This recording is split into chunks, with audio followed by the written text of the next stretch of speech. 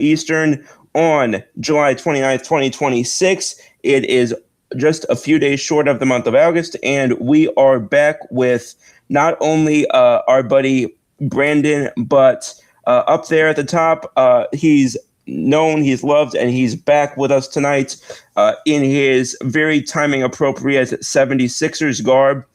Jay, how you doing? It's so good to have you back, man. Man, it's good to be back, and it's good to be back not only just because of the subject matter, but it's just really great to see you guys again talk about a good topic. I'd have been remiss if I didn't come on. So thanks for having me back, guys. So glad you made it. We knew last week that we wanted to have you on either Wednesday or Thursday, and we made it work early. So really excited to talk to you about that. That will be our opening topic once people start jumping in for just a little bit of a preview. That will be our opening topic. And then we'll get to the current game afterward. That game is still going on. This game feels like it's going to be going on until WTS tomorrow. But for the sanity of everybody, it's going to be the 18-inning World Series. For the sanity of everybody on this show and everybody watching, I pray that doesn't happen. So, but with that, we talked last week. Brandon, you, myself, and Rob talked last week about the hurry up and wait saga with regard to LeBron as a then free agent. You and I originally had thought he was going to Cleveland. I shifted a little bit last week to Miami. I don't remember I think you were still on Cleveland, but I don't quite remember. And he's not here, but credit to Rob. He was the only one of the three of us who I think really thought or mentioned thinking at any point that 76ers were legitimate. And that ended up being what happened. So I'll go to you, and then I'll go to our guest of honor up there, even though he's not a guest when it comes to this show. How shocked were you about this, and what do you think of it as a basketball fit? You know, the first time I kind of started, feeling the momentum of the LeBron to Philly thing, right, was right toward actually really about a week and a half before he actually pulled the trigger, and that was when they said that Saquon Barkley was doing recruiting and trying to bring him in.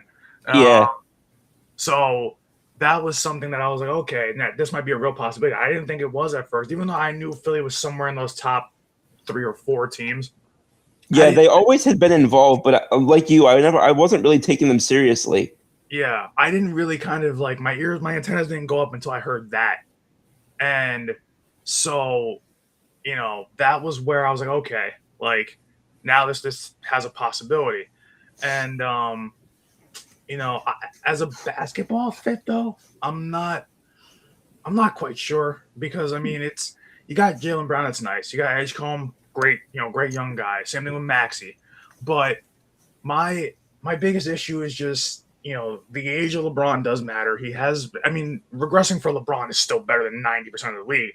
Exactly. But still, it's been noticeable the last season or two that he is regressing. Yeah. And Ben Rice, you're killing me. That's such a bad at bat with bases loaded. That's a terrible at bat. That's like the polar opposite of what he did earlier when he hit a piss missile to the one part of the field where it wasn't a homer. Well, that's the worst part is he got 2 fastballs to start the at bat and he fouled them off. He should have crushed both of them. He was just under him. So congratulations to the White Sox because they're gonna walk this game off. I don't know about the basketball fit just because you have 2 really great young guys, but you also have 2 older veterans. I should say 3. So it's going to be interesting to see how like the very young guys mesh with the older veterans, established veterans. But okay, Ali Sanchez, you can swing the bat whenever you feel like it. I'm sorry, I'm so pissed at this game. But like, it's annoying how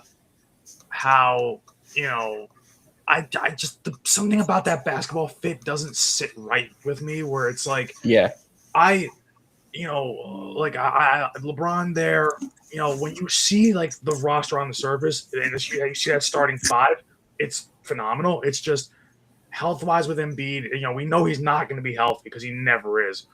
But we also know that, if he does play at least 50 games, that, you could have something good going there. So, even a regressing LeBron is not a bad thing when you have that much talent around him. And I think, I also think that that's also why when you start thinking about what Cleveland had and Miami had and those two had versus Philly had the best, starting unit to go along with, like, basically LeBron trying to get one more ring chasing kind of season. Right, which I think is pretty much what that was. Yeah, because I mean, you just look at it just on paper across the board. Philly's got the most talented group there, so right. It makes sense for LeBron. It makes sense. I don't know how much it makes sense for the Sixers necessarily. Like Jaylen Brown makes sense because he's in the prime of his career. Yeah.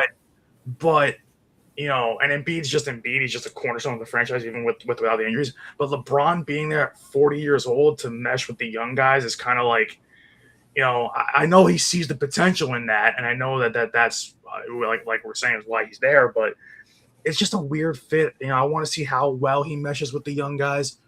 I definitely want to see. God, that's such a deflating inning. But that's Yankees baseball. I think that, they really can't have a bad year when that's the starting five, basically. So, you're still at that point. And also, they're doing all this to contend with the Knicks. That's another thing too. When you're bringing in Brown and LeBron with those young guys, and hopefully you get at least half a season out of Embiid, maybe. That is a roster, in my opinion, that can compete with the Knicks. So, I don't know how it's going to look until we actually see it. On paper, it doesn't seem like it's a match made in heaven. It just seems like it's a good logistical move for LeBron. But I don't know from the Sixers standpoint, like, we keep saying trust the process and, like, all that kind of stuff. And did we miss something? Did we miss a little bit of a Taylor Swift style Easter egg there with what he said at that press conference? I guess, but I thought they were making too much of that, and now I'm like, oh, dang it. I don't know, man. It's really tough to kind of put I know I said a lot about a lot of different subjects on the show. It's tough about this, that, and other thing, but like, it really is tough to pinpoint. It really is tough to pinpoint what they're just going to look like, because it makes sense when you look at the names on that roster. I don't know if it makes sense in the playing style. Like, LeBron has a way different style than Jaylen Brown, who has a way different style than Edgecombe and Maxey. So it's like, right. It's a lot of different playing styles trying to kind of come together here, and I don't know how that's all gonna work. I like what LeBron is doing, trying to get one last run in at a ring, but I don't know how much it's gonna really come together for the Sixers. This almost feels like it's gonna take a little bit of a feeling out process the first month or so of the season before we finally kind of see them start to work through it, So we'll see. This is not a move that you're doing to win in July. Can I get the month right? November or December? This is a move you're making for March and April and so forth. Yeah. And of course, 9 minutes in, I'll actually let the man of the hour actually speak. Yeah. Jay, first of all, as a fan, your initial reaction when you found out to quote a former president of ours, ladies and gentlemen, we got him. When you originally heard, what was your initial reaction, and what do you think both as a basketball fit, but I also just want to know as a fan, what does this mean to you after following the Sixers for a couple of years now? Oh, I was jumping out of my skin. So Scoop, you actually were one of the first people who told me that. Yes, I was. Yeah. You were. I was actually out on my carport in front of my apartment building. Hang on, you were out on your cardboard? I don't know what that means. Carport. Like okay, I don't know what that is. where the cars pull up in front of the building. Okay. Sounds pretty. I guess it was pretty straightforward. All right, go on. Yeah. So you were among. I was outside talking to my sister. I was going nuts. Obviously, I think it's a fantastic thing for us. We are getting a much older and a LeBron that isn't like 2015 or 2012 type of LeBron. Thank God it's over. And Shit. Yeah. Shit. So that's all right. We had no bullpen left anyway. We're going to Ryan Yarbrough. Of course, it's a loss. Yeah. He used to be so good for us too. He's the median for this bullpen this year. We got half this bullpen's better than him, and half this bullpen's worse than him. If we didn't blow it there, one of the three of us would have to come into pitch. Yeah, well, that's just such a shitty way to lose. Again, I know that. We're 11-4 in the last 15 or whatever. No, I guess 11-5 in the last 16 now. But it's just, and I'm not going to spend too long on this because I want to let you finish your point on LeBron. But just, it's so annoying because this bullpen is so Dr. Jekyll and Mr. Friggin' Hyde, where you've got guys who should have been if they could have been available for it, should be in it or Cy Young conversations, or at least reliever of the year conversations. And then you've got other guys where I'm looking at you and I'm thinking, okay, yeah, you should be on a roster somewhere at AA ball. Yeah. Remember, I think I was the one who kept saying, it was like, yeah, can we trade Camilo Duvall, who did well tonight to his credit.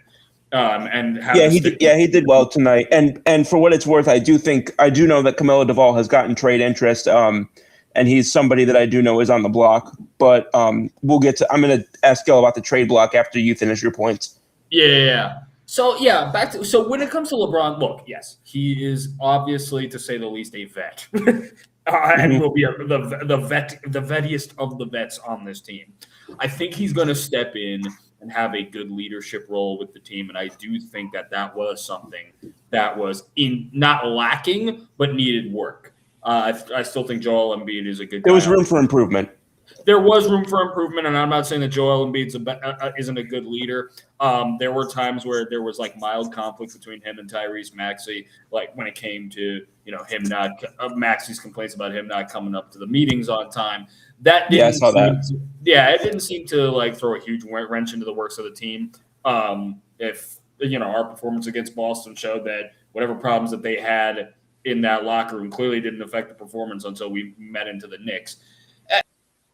And of course, the Knicks are still the team to beat in the opinion. Of course. If you don't believe me on that, ask literally every Knicks fan who can't stop talking about us since we got LeBron James, which is fine. The prevailing sentiment among Knicks fandom, and I'm in New York, so I'm surrounded by Knicks fans, of course. Is we're not. Half the country is now because everybody's suddenly a Knicks fan. Yeah. Listen, everybody is, all of them are saying, listen, well, we're still not afraid of you. And I'm just like, okay. Okay, that's fine. Good. I don't want you to be afraid of us. I don't want you to be afraid of us. It's like Cam Schlittler said, don't care about us. We like it that way. Yeah. I don't want you to be afraid of us. I don't want you to be mentally disturbed in any way, shape, or form. I want you, when we see you in the playoffs, for you to be at your 100%, both mentally and physically. Because when we finally lay the beat down on you, and what I'm predicting will be 6 games, I want it to be said without any excuse that we beat you at your full capacity. Yeah. Now, that being said, listen, the one area that I am concerned about is how this will probably affect Tyrese Maxey, because I think that's going to be the area where it's most affected in terms of shooting, because LeBron's going to want that ball, and we're going to have a mix. And I don't think it's limited to just LeBron and Tyrese Maxey.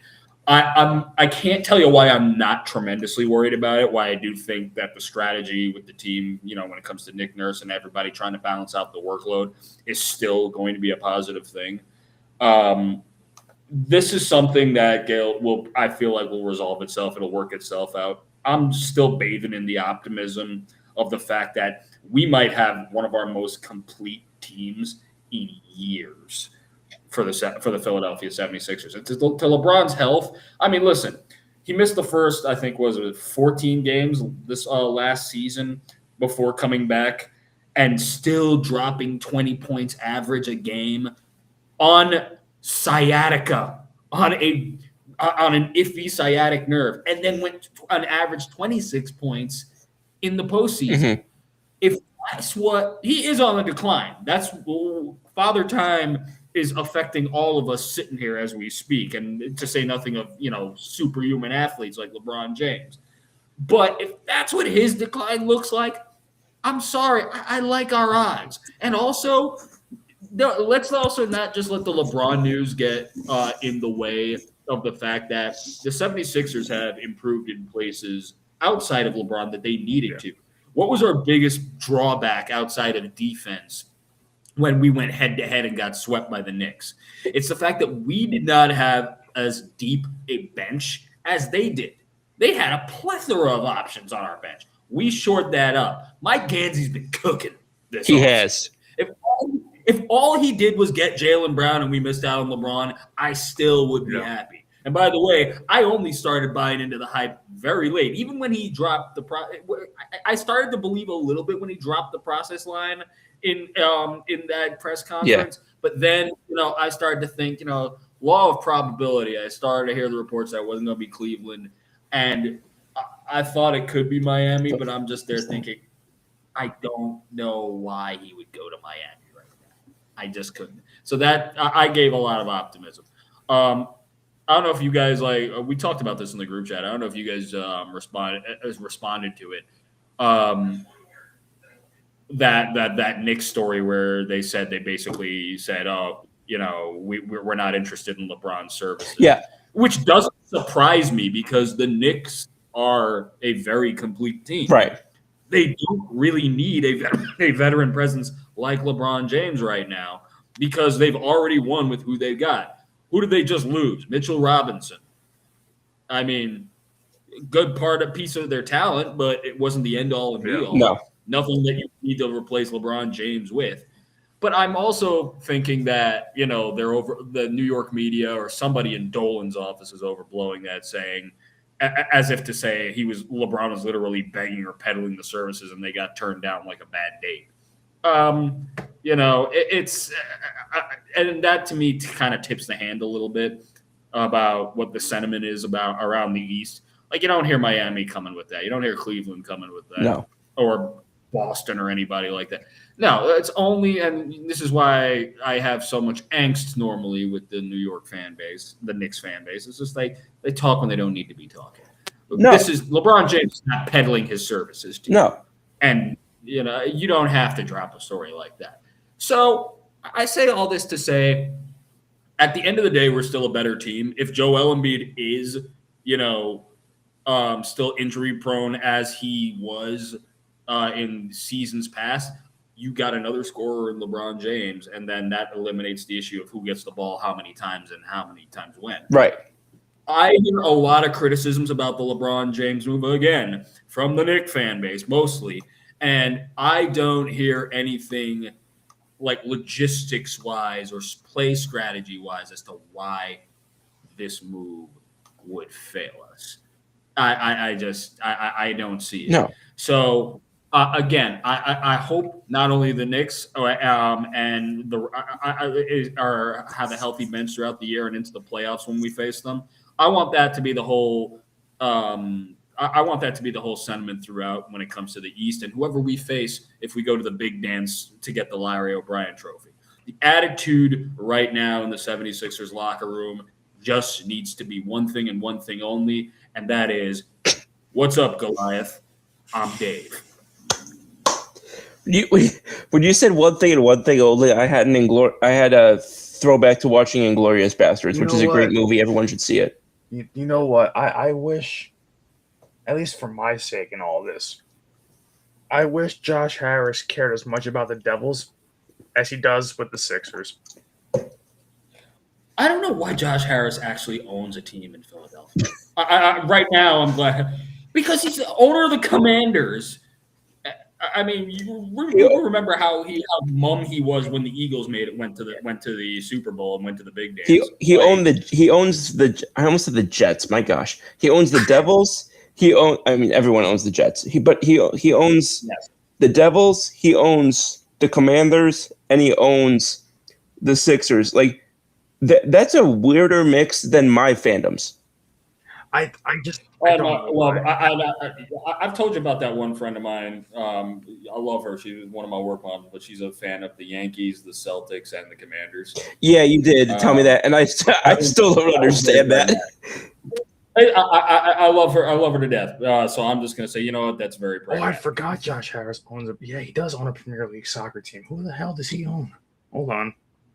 I don't remember. All I know is that I know it's not Newcastle friggin' United. He owns a spot in the Epstein files. This is a fact. Oh gosh, yeah. I don't even know how to respond to that. Yeah, he owns Crystal Palace. Yeah, Crystal Palace. Okay. Oh my God, why is he why does he care so much about the Knicks but cares nothing about his other 3 teams? Doesn't even give a crap about any of his other 3 teams. It's insane. I don't understand. Adam Silver needs to ban him for life, just like he did with Donald Sterling. He needs to do that with Harris and James Dolan, just because I don't like him. Like, do you know what's crazy? Is like a lot of owners own 2 or 3 teams. He owns 4 of them, and can't win with any of them, and doesn't even. I mean, now he might with Philly, but it's like, why can't you put that effort into all your teams? Like, why is it just Philly? I don't understand. Oh man, I can go on a whole Josh Harris rant. I won't do it tonight. I can't. Everybody knows You should buy the Dodgers. Wait, what did he say? He should buy the Dodgers or the. Oh, that's what you said. Okay, I thought you said something about Abu Dhabi, and I was so confused. What? Where do you hear that? I could, you know what? I could go for an Abu Dhabi trip. I've never been there. Real quick. We've got a few comments. Sorry, this is a few minutes old, but Cash Brawls OP2 says, "Yeah, I low-key made that low-key. I think it means low-key mad about LeBron." Nikki jumped in and said, "Hey, Scoops and Brandon. Hello, Jay." Hey, nigga. Tyler Briggs 55 says no chance the Knicks repeat, like no chance. And then Nikki says Devils ownership doesn't care about hockey. He also owns a Premier League team. Why did I just say it that way? Yeah. Priorities aren't straight. Yeah, I will say this, and you'll know I'm coming at this as a Flyer fan, and I've said it on WTS, but I don't know if I've said it on here. But early returns seem positive in that Sonny Maeda era. So, there's no way it couldn't, given what Tom Fitzgerald did. Yeah, I was gonna say that the ashes of the Tom Fitzgerald era were not, it didn't set the bar very high apparently. But Brandon, you would know more about that than I would. But the 3 of us are on here. I'd be remiss if I didn't start. Actually, before I get there. Which way am I going? Jay, any last thoughts on that LeBron and Philly thing, or are we going to pivot over to baseball? We can pivot over to baseball, but I'm just here to say, listen, I'm cautiously optimistic because you always got to be cautious with any Philly team. I think any team in general makes sense. Oh yeah, but you know what? The future's looking good. The future's looking bright. If for nothing else, again, what a comeback! I don't want to call it just yet as a comeback because we haven't even played a game yet. I know what you mean, though. But what a night and day difference from the Daryl Morey era.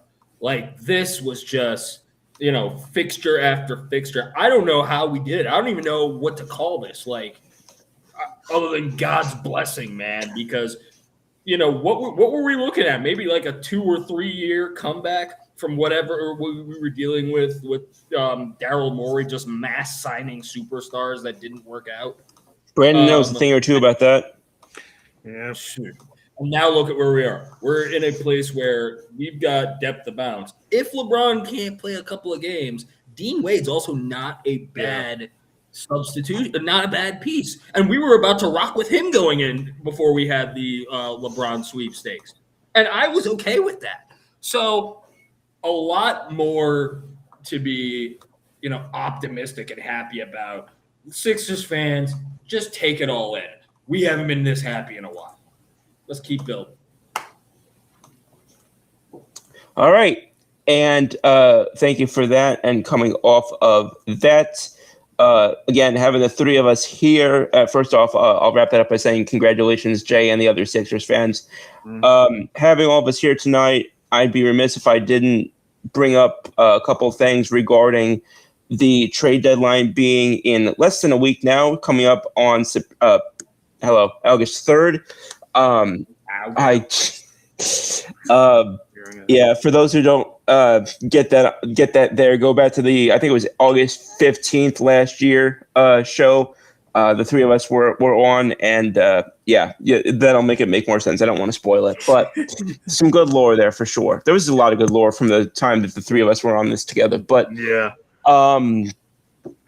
But again, so the third, so less than a week coming up, got the trade deadline, and I think we'd all agree on the fact that the needs for New York include a catcher, one other bat, and ideally a reliever. Yep. So and a partridge in the pear tree. Yeah. Yeah. So looking at this from this vantage point, I'm going to share some thoughts, and I want to hear what you guys have to say, and then I'm going to get your thoughts on some things. But so we keep hearing, again, the Yankees have gone 11-5 in the last 16. I know one of y'all said it, I don't remember which one it was, but one of y'all said it earlier in the show. It doesn't feel like it, because I look up and down this lineup as currently constructed. I'm not talking about when, guys come back or one thing or another. I look at this lineup as currently constructed, and I ask myself, when New York goes up against whomever in the World Series, I don't care if it's LA, I don't care if it's Milwaukee, I don't care who it is.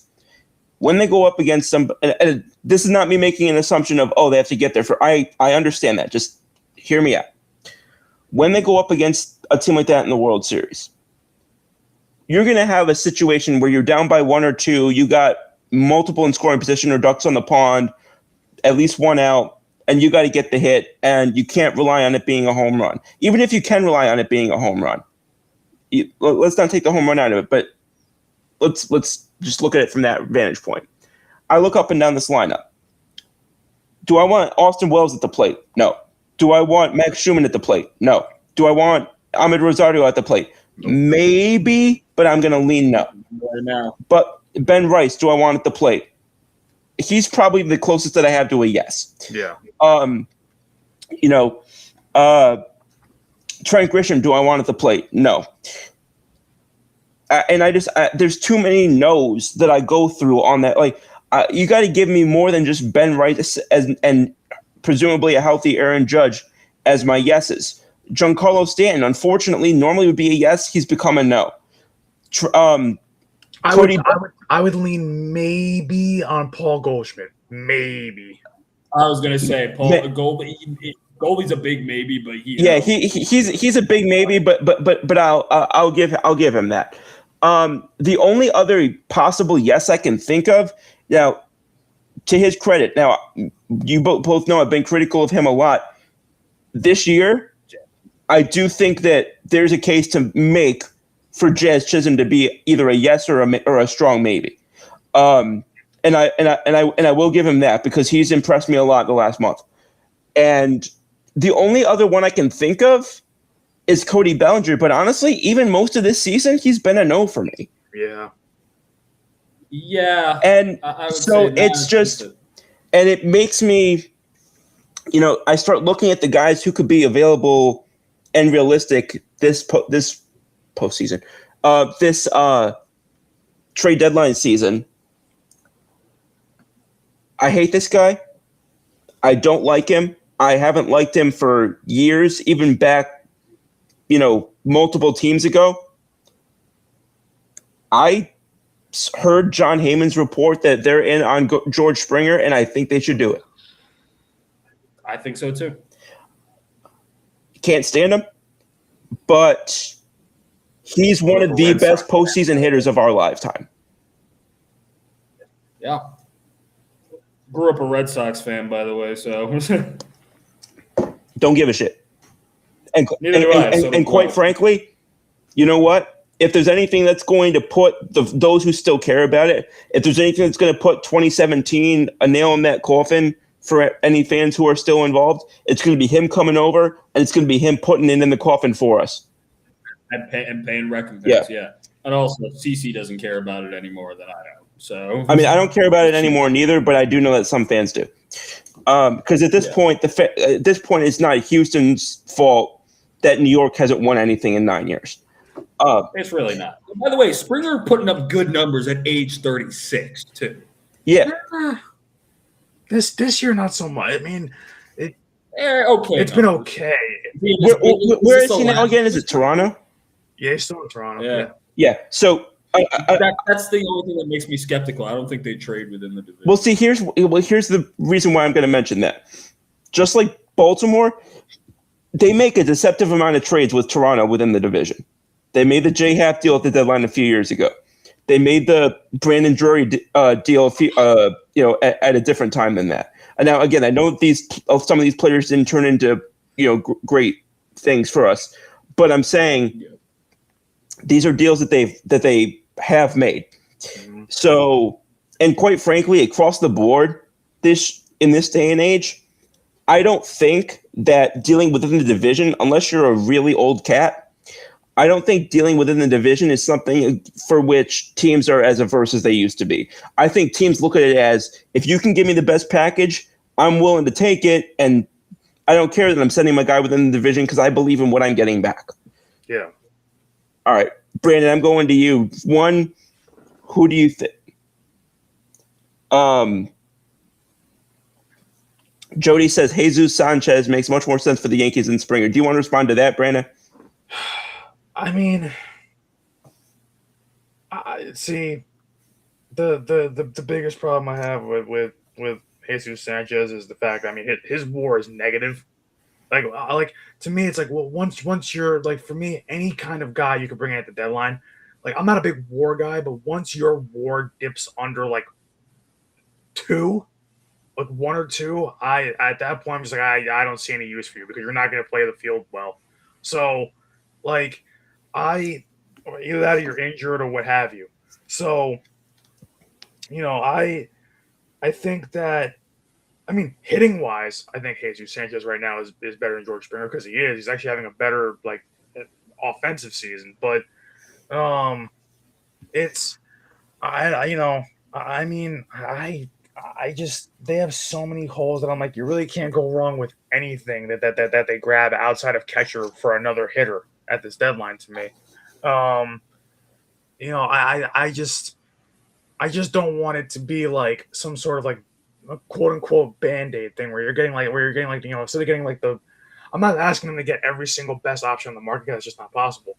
But like if we're not getting the second or at least third best option on the market, then I'm like, I don't care about what we get at that point. Like, it's like, I just don't care because it's not going to move the needle. It's not going to help us win a World Series. Well, here's the issue though, is that if you get that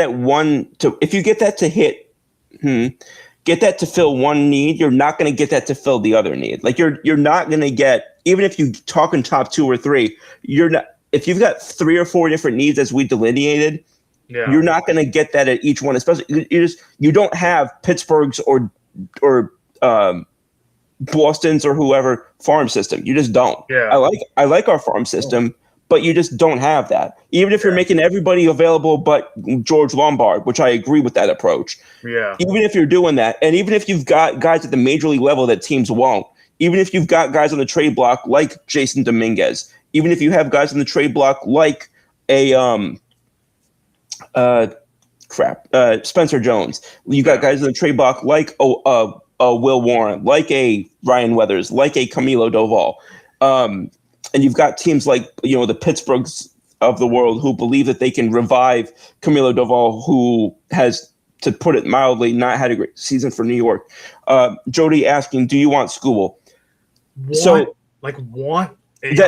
That's exactly what I was going to say. One, obviously, yes. Do I think it's a need more than a luxury? No. And I think that when you're talking about finite resources, you have to talk about the needs before the luxuries. And like, for example, similarly, I look at Mason Miller. Now that may be more of a hybrid need and luxury because, again, the bullpen could use more juice. I don't think it, again, does it necessarily need a Mason Miller? Like I don't necessarily look at it in that regard, but it needs something, and Mason Miller does qualify as that something. So that would be like, and I think that ability to shorten games a little bit, because he's the closest thing I think we can say at this point, he's the closest thing we've seen to Mo since Mo. Yeah. And looking at it from that vantage point, I think it allows you to shoot a little bit lower on guy, which you'd have to at that point because of the amount that you'd give up. Allows you to shoot a little bit lower at what you get as an outfielder or what you get in terms of offense as a catcher. Like, you know what I'm thinking of in my mind, like when it comes to this deadline. I mean, I know everybody, every Yankee fan, out there has that wish list of, oh, I want Hunter Goodman and Mason Miller. I'm like, you're not getting either one of them. It's just, get that out of your mind. Like, it's no, just, that's the, as much as I love this season, that's the one thing I friggin' hate about it is I can't watch another damn trade proposal where we're giving up basically the equivalent of the lint on Trent Grissom's shoe for Ryan Jeffers. it just shows the amount of people that don't understand how professional sports work and how trading works. They think that because we're the Yankees, we can override everything, and I'm like, this isn't a video game. Yeah, like that's what's annoying me is like people don't understand Mason Miller is going to cost more than what the Padres gave up for him. Yeah. So and this is a business, so they know we're desperate. Yeah, and if they don't want to give up Lombard, then you're saying goodbye to Jones, Dominguez, probably one of Ben Hess or Carlos Legrand. If not both, on and on. Now we may be as fans willing to do that, but right. But also look at the roster. Like they have nobody to play the outfield. So if you're going to tell Jones and Dominguez goodbye, who's playing the outfield? The Holy Ghost? Because that might work. I'm glad Jody asked this because I have surprisingly strong feelings about this. So thoughts on Sagano. I said this offseason, and I spent more time on it than anybody would have thought that I would or that I probably should have. Sagano to Colorado was probably one of the worst fits imaginable, and I don't understand what possessed his agent to lead him in that direction. I don't care if that was the only major league offer you got. Take a AAA contract. Yeah. Because why are you, as a fly ball pitcher, going to Colorado where they can't develop pitching and where your numbers for the next year are going to just completely inflate? One of two teams, by the way, that has never had a Cy Young Award winner. I wonder why. I mean, what the closest they got was what? Ubaldo Jimenez or what the hell is the other guy's name? I think Kyle Freeland was like borderline close. I like that. I like that question from Jody. Does depending a lot. It absolutely does. But I'll say this: what it affects more for me is who I'm willing to, not just who I'm willing to get. It affects who I'm willing to give up. And what I mean by that is it makes me more willing to give up certain players because at some point these pre-arbs and, not knowing what we're going to get with, how much money guys are going to be getting, how many arbitration years, how many years of control when it comes to free agency. I'm more willing to move off certain young guys this year because of that. Some teams may play it more conservatively. I'm not. I'm playing it the opposite. Yeah, you got to be aggressive because you also. I'll say of like our farm system right now for me in my head, there's no one who's untouchable. The only untouchable that I'm making, I am making Carlos. I am making George. I am making George Lombard untouchable. Yeah. That is the only untouchable. And the reason I'm making him untouchable is because, quite frankly, I think he's a major league player within 3 weeks. Yeah. I don't even know if I'm willing to say he's untouchable yet, man. Because do you need to keep watching Volpe at short? No, I really don't. Yeah. Okay. Point well taken. So yes, he is in effect untouchable. But the only reason that makes me skeptical of saying that he's untouchable is that we thought that Volpe was going to be what we think he is going to be right now. But here's the thing. Plenty of people knew that Volpe was not a long-term major league shortstop. That was in his scouting report. George Lombard has repeatedly been said that he's a better shortstop long-term than Volpe ever was. I've heard for the last 2 years that Lombard has the makings of Bobby Witt Jr. all over again. That's what I've been hearing. And that's the only reason I'm not prospect hugging is that I have seen right now Lombard in this conversation being the exception. I have seen what we have done with our prospects, and it's a big thing that we still need to change about our minor league development system, is that they're all getting trained to be the next Aaron Judge. Here is the problem. Aaron Judge is a generational talent for the very reason, as the name suggests, he comes along once in a generation. That was the problem I had with drafting Spencer Jones. Yeah, exactly. I was about to say Spencer Jones' name, and Scoop, you called it from early. It's just that, again, we all fell in, not us, but, people fell in love. Oh, it's another 6'7" outfielder who could potentially play first even, and he's hitting the crap out of the ball. Is he hitting the crap out of the ball right now, Spencer Jones? No, he's not. Lombard, I do, for all the reason you gentlemen are suggesting, I do have a little bit more faith in. So anybody else, I'm not, gonna say is glued to the table for us. But also, not just, even if I were still of the sentiment that we could definitely move Lombard, for what we need right now, and I still believe we are in a win now mentality. We should be. I do too. You need to be as long as Aaron Judge is still Aaron Judge, because you don't want to become the Anaheim Angels and have a generational future Hall of Famer and do nothing with it in October, because second that because that would be as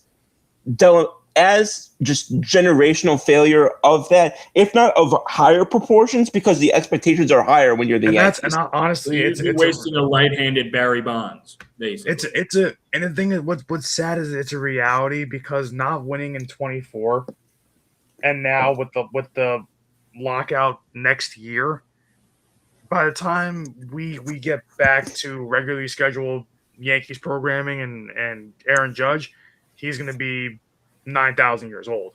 So it's like, and I heard for the first time this year, or really for the first time this whole situation, and I waited to hear from a second person before I said it on this show, but this is now something I've heard from two people. There is concern that we will not get a baseball game next year. Yeah, I've heard that too. Yeah, I'm starting to reconcile myself with the possibility. I don't believe at the end of the day, though, we will have a 94 type of lockout, because, we are in a different place than when we were in 1994. We live in a different world than we did 21 years ago. Exactly. Yeah, I love draft day reference. I got you. We have the Aaron Judges. We have the Shohei Ohtanis. We still fundamentally have a Mike Trout. We have all the great superstars that we might have had in 94, but we did not have the exposure to them that we do now. And we didn't really, I don't know if we could really say that we had the minus steroids, that we had the talent that we did now.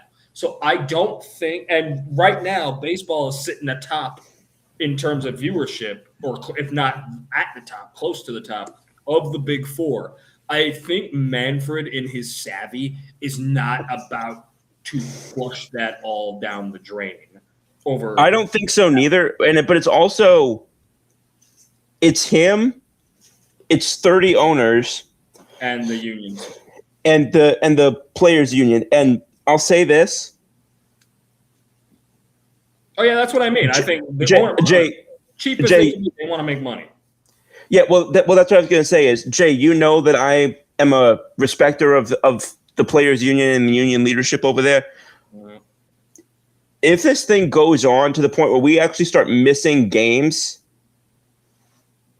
missing actual games to the point where they can't be remade up, then that is, I don't care what the ultimate deal looks like, that is a failure on the part of the commissioner, that's a failure on the part of the owners, and it's a failure on the part of the union.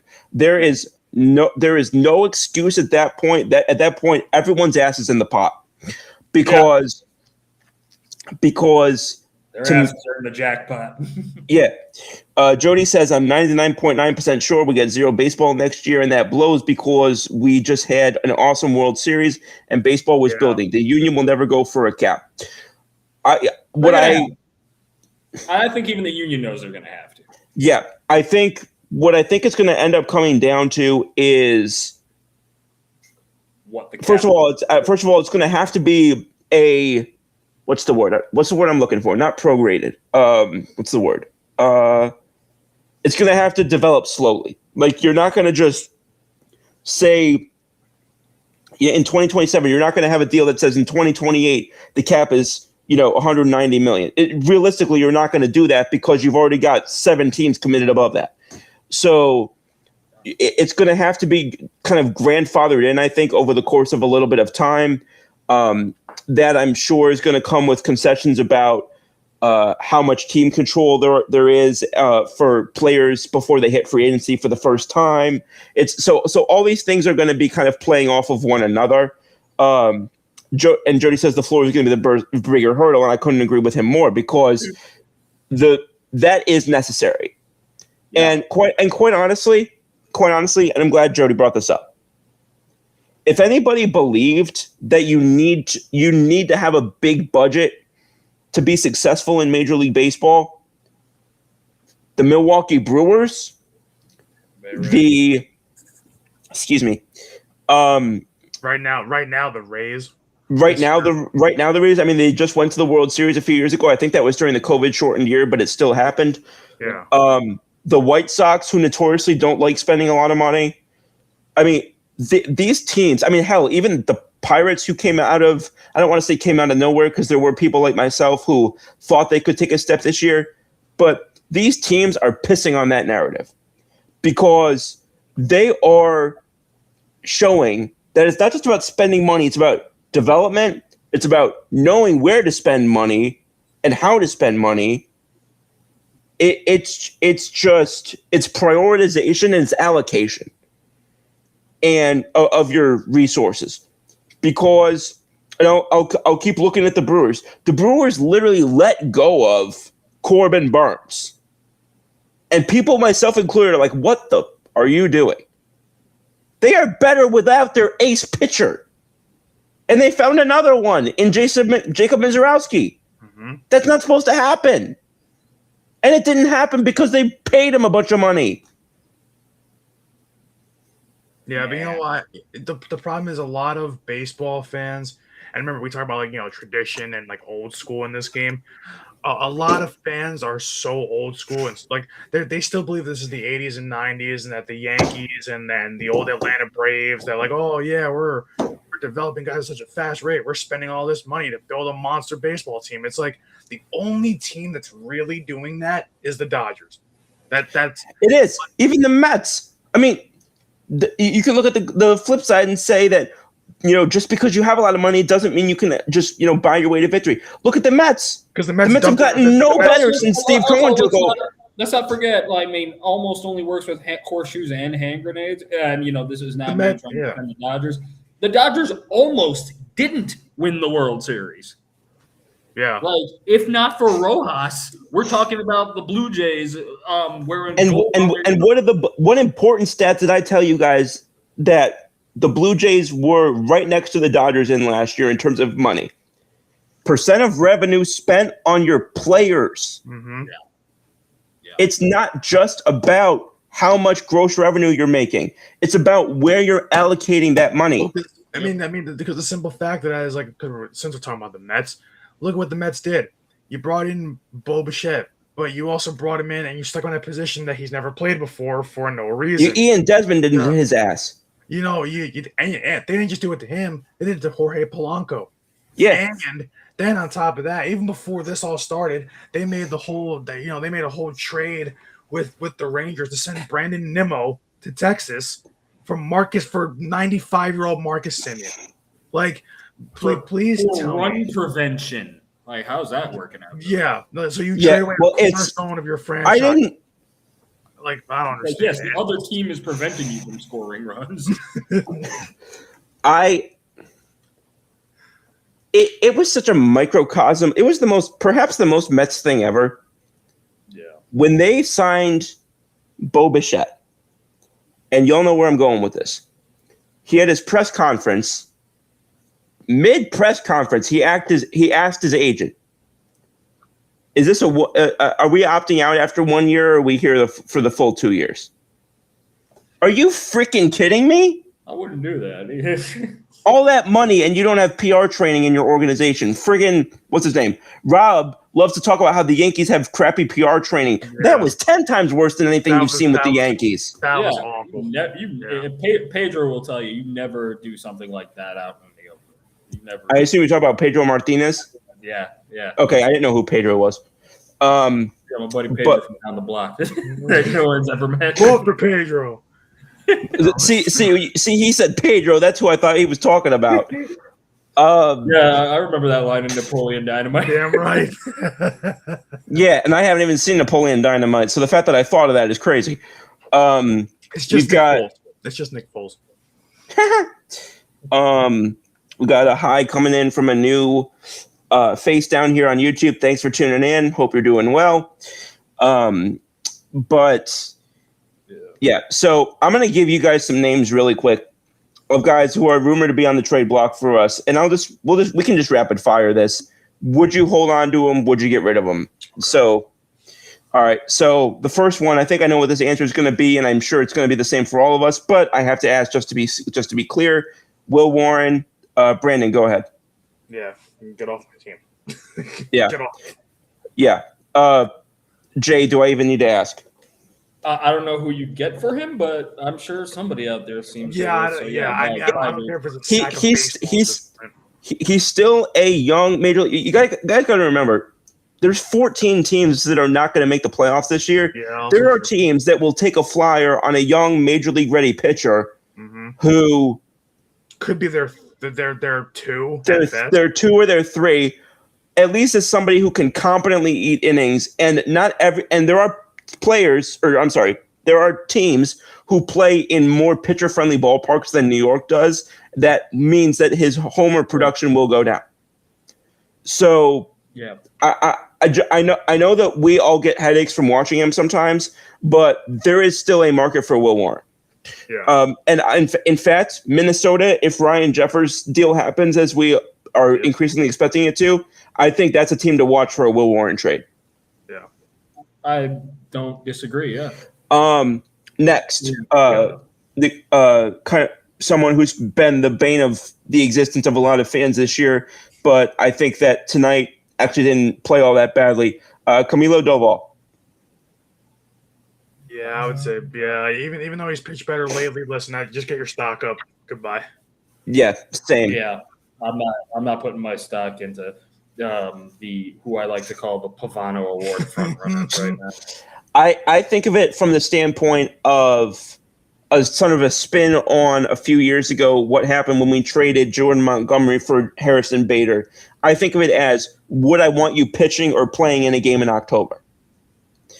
And I would not for Camilo Doval. Next guy, Ryan Weathers. Brandon.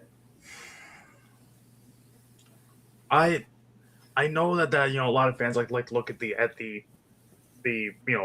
just numbers that are in your face to prove that Will Warren's better than him, even though when you just watch the games, he's not.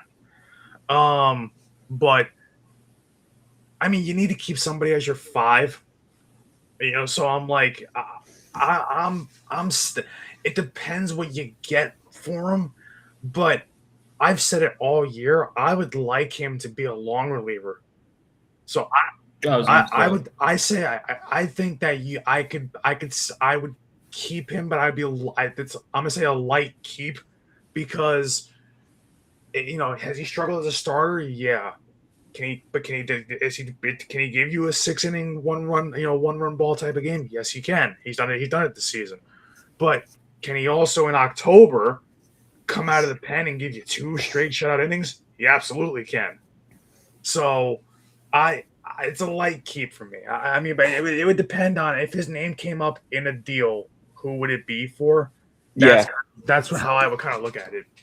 That's pretty much where I'm at. I'm keeping him unless I have a significant reason not to.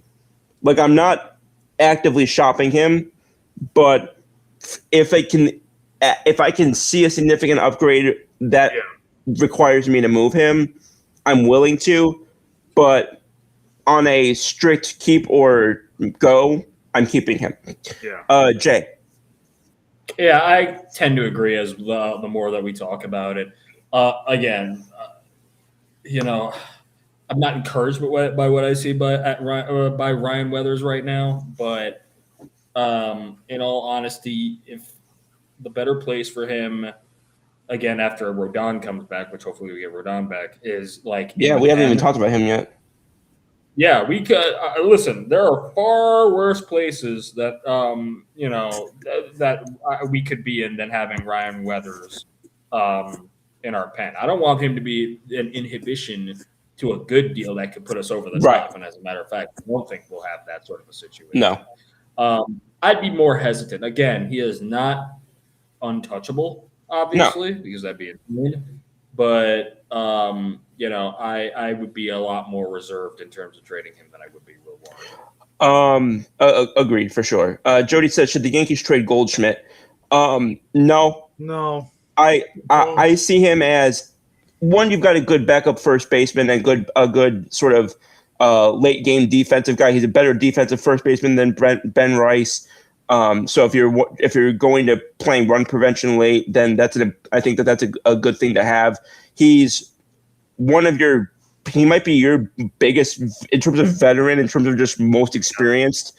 Veteran presence on the team, I was going to say. Yeah, and I also think that's going to happen. Like, keep in mind, guys that we're going to call up later in the year, presumably guys like George Lombard. He's not only a veteran presence for him, but he's a veteran infielder. So I'm not saying that matters a ton, but I think it matters. Yeah. So, and also, I don't know if you deliberately spelled it that way, but if you did, then holy crap. But no, I'm not trading. He's kind of similar to Ryan Weathers for me insofar as I would say if I am given a significant reason to, I'd consider it. But he's, of the guys we've discussed, he's by far the most likely I'd be willing to move. And you know what it is, too, is like when you get to October, Ben Rice is your starter. But if having to, I can see matchups where, not to use Boone's favorite word of matchups, but I can see matchups or lanes where I bring him in off the bench. Yeah. And the thing is that he also, I mean, he can produce off the bench. He can produce anywhere you put him. So, I would, as we get down the stretch, I could see a world in where Ben Rice they're ramping him up for the postseason, so they're giving him more, the bulk of the starts down the stretch of the last 2 months. So, I would still keep him. And honestly, he's been believe it or not, he's been one of our best hitters this year. So I'd also add this. The team right now is trying to make itself and has been trying to make itself more right-handed. To give away a right-handed hitter, unless we got one back for him, I think would just cut against everything they're trying to do. If you're giving up a good defending right-handed hitter, you're giving away something that you need more of. Mm-hmm. So we did Duvall, we did Devers. Wow. We did Duvall, we did Weathers, is what I meant to say. We snuck Goldschmidt in there. We did Warren. There was one other one that I was going to. What you got? I was going to get to the as they would say in my favorite movie, the two Utes. So Jason Dominguez, Brandon. No, I would keep him. Maybe because unless I'm blown away by who we could get for him. Yeah. Dominguez with the bat in the last couple weeks has come on strong, really strong, and he is getting better in the field. I mean, he has a couple misplays here and there, but nothing that would be egregious. So, I think that he's getting better in the field. He also has a cannon for an arm. That he has a very underrated arm. Yep. And I think that if he's going to hit the way he is right now, you have to keep him. And the thing is, too, he's also speed. You're by giving him away, your only speed guy, your only like true speed guy on the roster would be Jazz. So, I mean, Jose and Volpe, I think both have that. Yeah, but I'm also thinking just in terms of like who can actually hit at this point. And okay, yeah. And Volpe and Cabby are just not doing it consistently enough to they're not putting themselves. I'm not arguing for trading Dominguez by saying that. I'm just responding to that one point. And the thing is, I like Dominguez's ability where because he's being a switch hitter, you can bring him into any situation, also pinch hitter if you need to. So he's been better hitting from his not natural side recently, which is hilarious. And the thing is, the thing is, you can just see in his at bats, he's getting more and more confident. He's not swinging at crap as much like he was early on. Yeah, like you can see the maturation process with each game. So it's, I would keep him. I think he's too important right now. And people got to forget he's not 24, 25, 26 years old. He's 22, or I think 23. So it's like 23. Well, that was going to be the point that I was going to make. Is I'm turning 26 next week. This guy's turning 24 in February. Yeah. Hey, he's a February guy. All right, maybe I do want to get down and say. Wait, your birthday is February 9th, right? 8th. Okay, so he's the day before you. I'm 10 days after you. So. But no, I'm not a believer in trading Dominguez. I've got a longer leash on him than I do on Volpe. And I've talked about the fact that I have a little bit of rope with Volpe, which is, I think that some people think it's longer than it is. But Dominguez, I'm giving every friggin' shot. And quite honestly, if that arm continues to get strong, I'm not sure if this is their intent, but I wonder if as they start to have to shift Judge to playing more DH, presumably when they let go of Stanton, I'm wondering if their belief is they'll have Dominguez as their right fielder. Yeah. I'm increasingly starting to wonder that because they don't really have a right fielder that they're developing in the minors who has any sort of real showing of being an everyday major league player. Now that could change because Judge is not, he's not the longest in the tooth, but after he comes off this injury, I'm sure, and especially as they phase out Stanton, I'm sure you see him play more DH to keep that bat in the lineup and to give him, increasing levels of rest, at least in terms of just on his body physically. And right now, the one who makes the most sense to me to put in right field is Jason Dominguez. Yeah. So I think that I'm not of the names that we're going to talk about today. He's the one I'm least willing to move. Yeah. And it's for reasons that don't even include, I haven't even gotten to them yet, the fact that he's got the highest upside of all of them. Which does factor in, but I mean, I had all those reasons and I hadn't even gotten to that yet. Jay, where are you on El Marciano? Oh, The Martian. I would say, again, I would have to hear a really good offer, and what we're trading for would have to be proportionate. Like, I don't know that I am trading him for Ryan Jeffers. I'm not.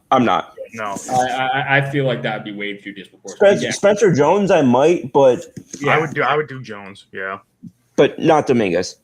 But once and this is where me and fandom kind of branches off. Is I think we need to take a step back, look at the lay of the land, and say, all right, for the things that we need, that is bullpen, catcher, and an extra arm. Do you really need to trade your entire future for that and your entire good present? Exactly.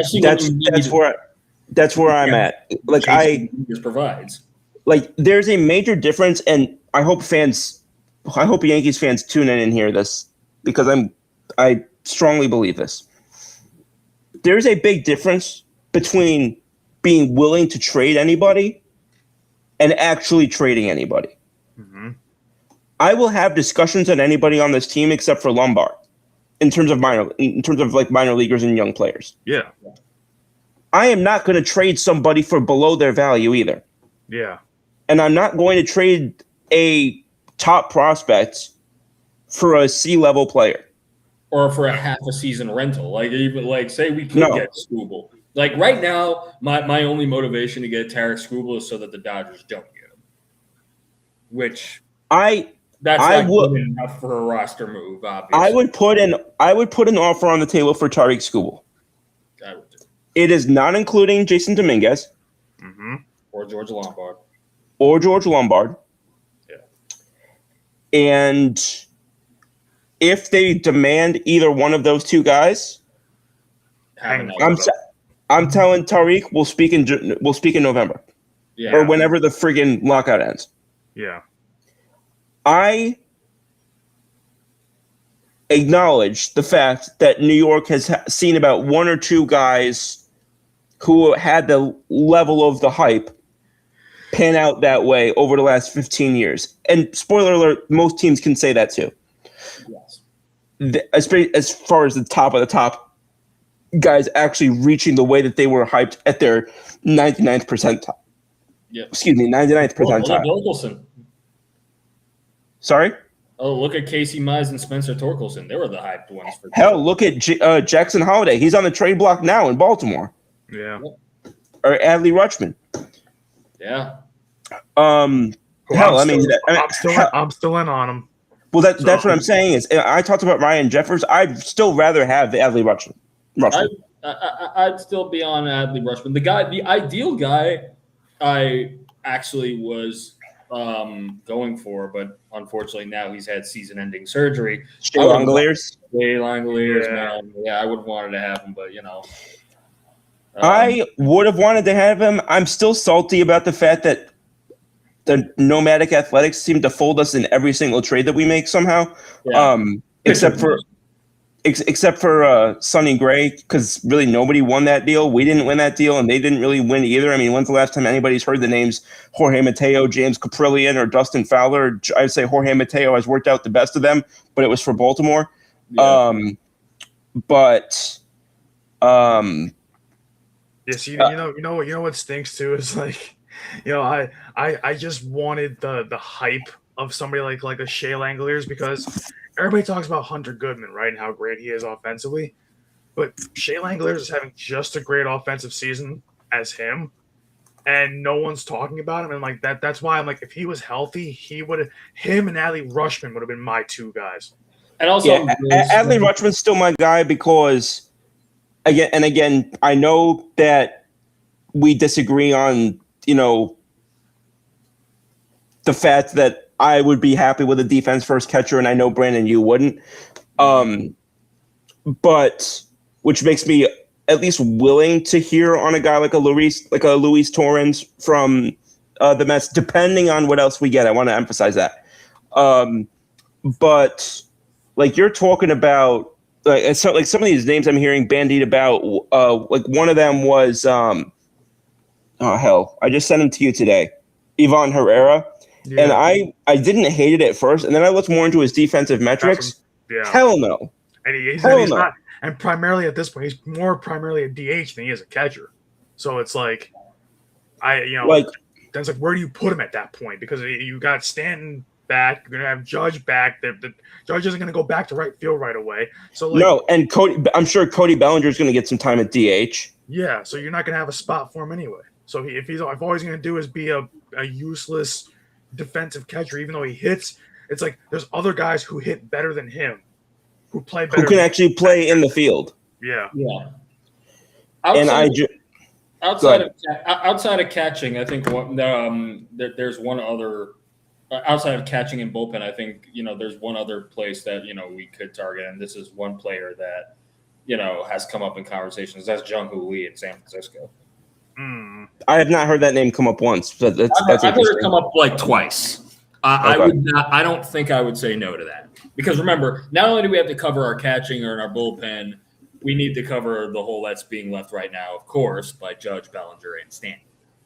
So, Right. especially Stanton, because Judge and Bellinger will be back, but Right. A, who knows when, and B, you still need a bat Yeah. that can conceivably step. And in. that's why normally I understand it, and I've defended it at times. But that's why this year I can't do and don't want to hear the whole, well, our guys who are coming off the IL are better than anything else we could have gotten. Yeah, Because here's the problem with that. They're not by father time.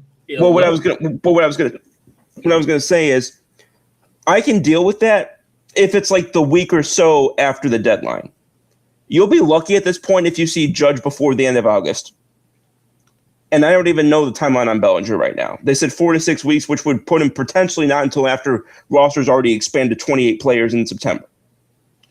So, to me, I'm operating this deadline as if Judge, Stan, and Belly are all first or second week of September. you and me both. I was saying mid-September for all of them. Yeah, hell, I would Which- mid-September. Yeah. I mean, at that point, you're just stickering over whether you expect to see them again at all the regular season. Because even if you're literally physically getting their bodies back the second week of September, you know it's going to take a little bit of runway. It's going to take Stanton at least a month to get back into a groove. Yeah. Right.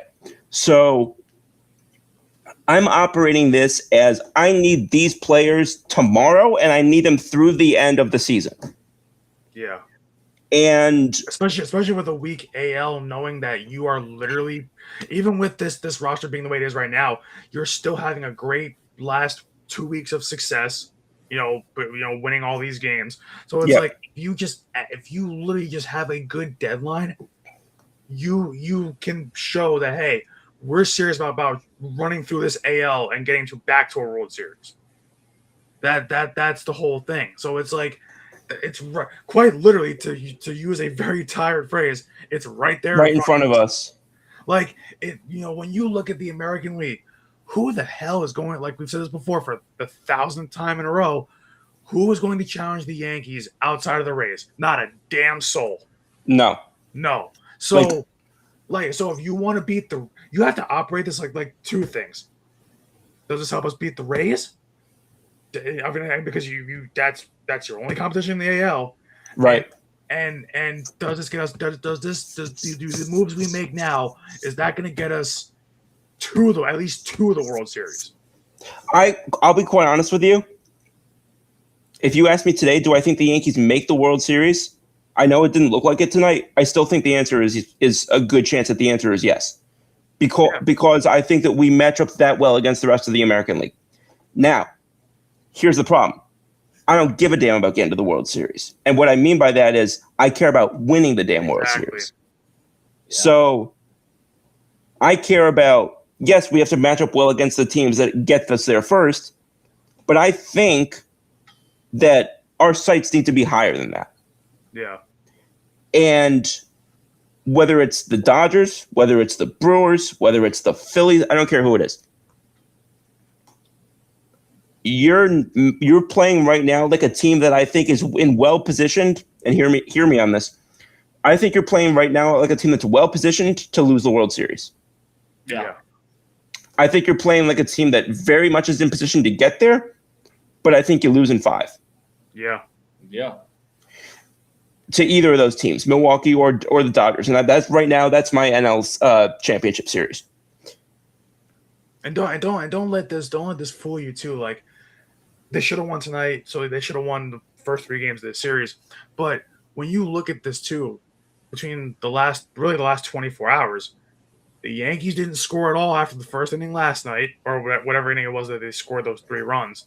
They didn't score at all last night. They almost lost that game in the 9th. So 1-3-2, you won a nail biter. It all became a nail biter. And then tonight you were up 4-0, and once again you didn't score again off of a pitcher that you were hitting just fine in the first 2 innings. So and so the Yankees and Cashman and Steinbrenner, the family, everybody and Aaron Boone, we all see this going on, that this team cannot continue to get runs after they have a big outburst. Whether it's a big outburst in one game or whether it's a big outburst in one inning and then the rest of the game they're just god awful at bats one after another. So what needs to they've known since, forget the last month. They've known since basically, I would say, the last week of April, first week of May, what they've needed on this roster. They've known, because that's when we started hearing about the catching market. And I mean, Ryan Jeffers is almost. I'm not going quite this far, but close. He almost is becoming.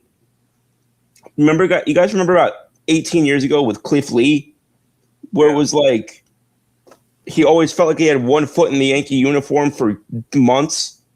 Yeah. That's basically how this feels with Ryan Jeffers right now. Like, I'm at the point where I don't have a call sheet, but if I had a call sheet, I'm almost at the point where, like, I'd be more willing to allocate resources on whether or not, on a positive as to whether or not we get him than not. I think it's getting to that point. Yeah. Now, again, not my first choice, but helps the lineup and, presumably is more of a net positive on offense than he would be a net negative on defense.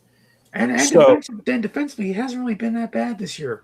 So, no, but I still can't help but think that whatever you already are, New York is going to magnify. So I'm not and he could, but I'm not expecting him to become a better defender by going to New York.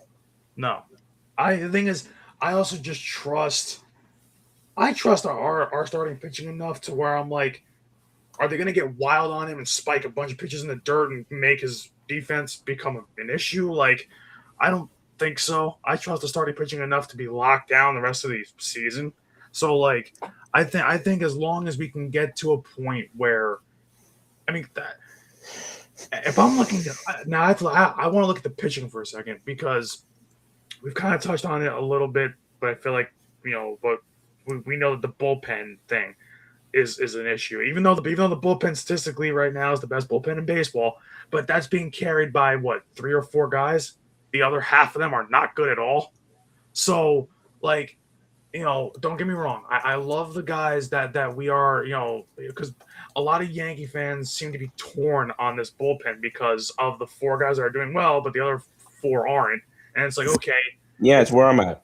It's like, so I'm like I understand that, but you can't rely on the same 4 guys every single game for the next 2.5 months to try to get to and win a World Series. It can't happen that way. Nope. So you need a bullpen arm.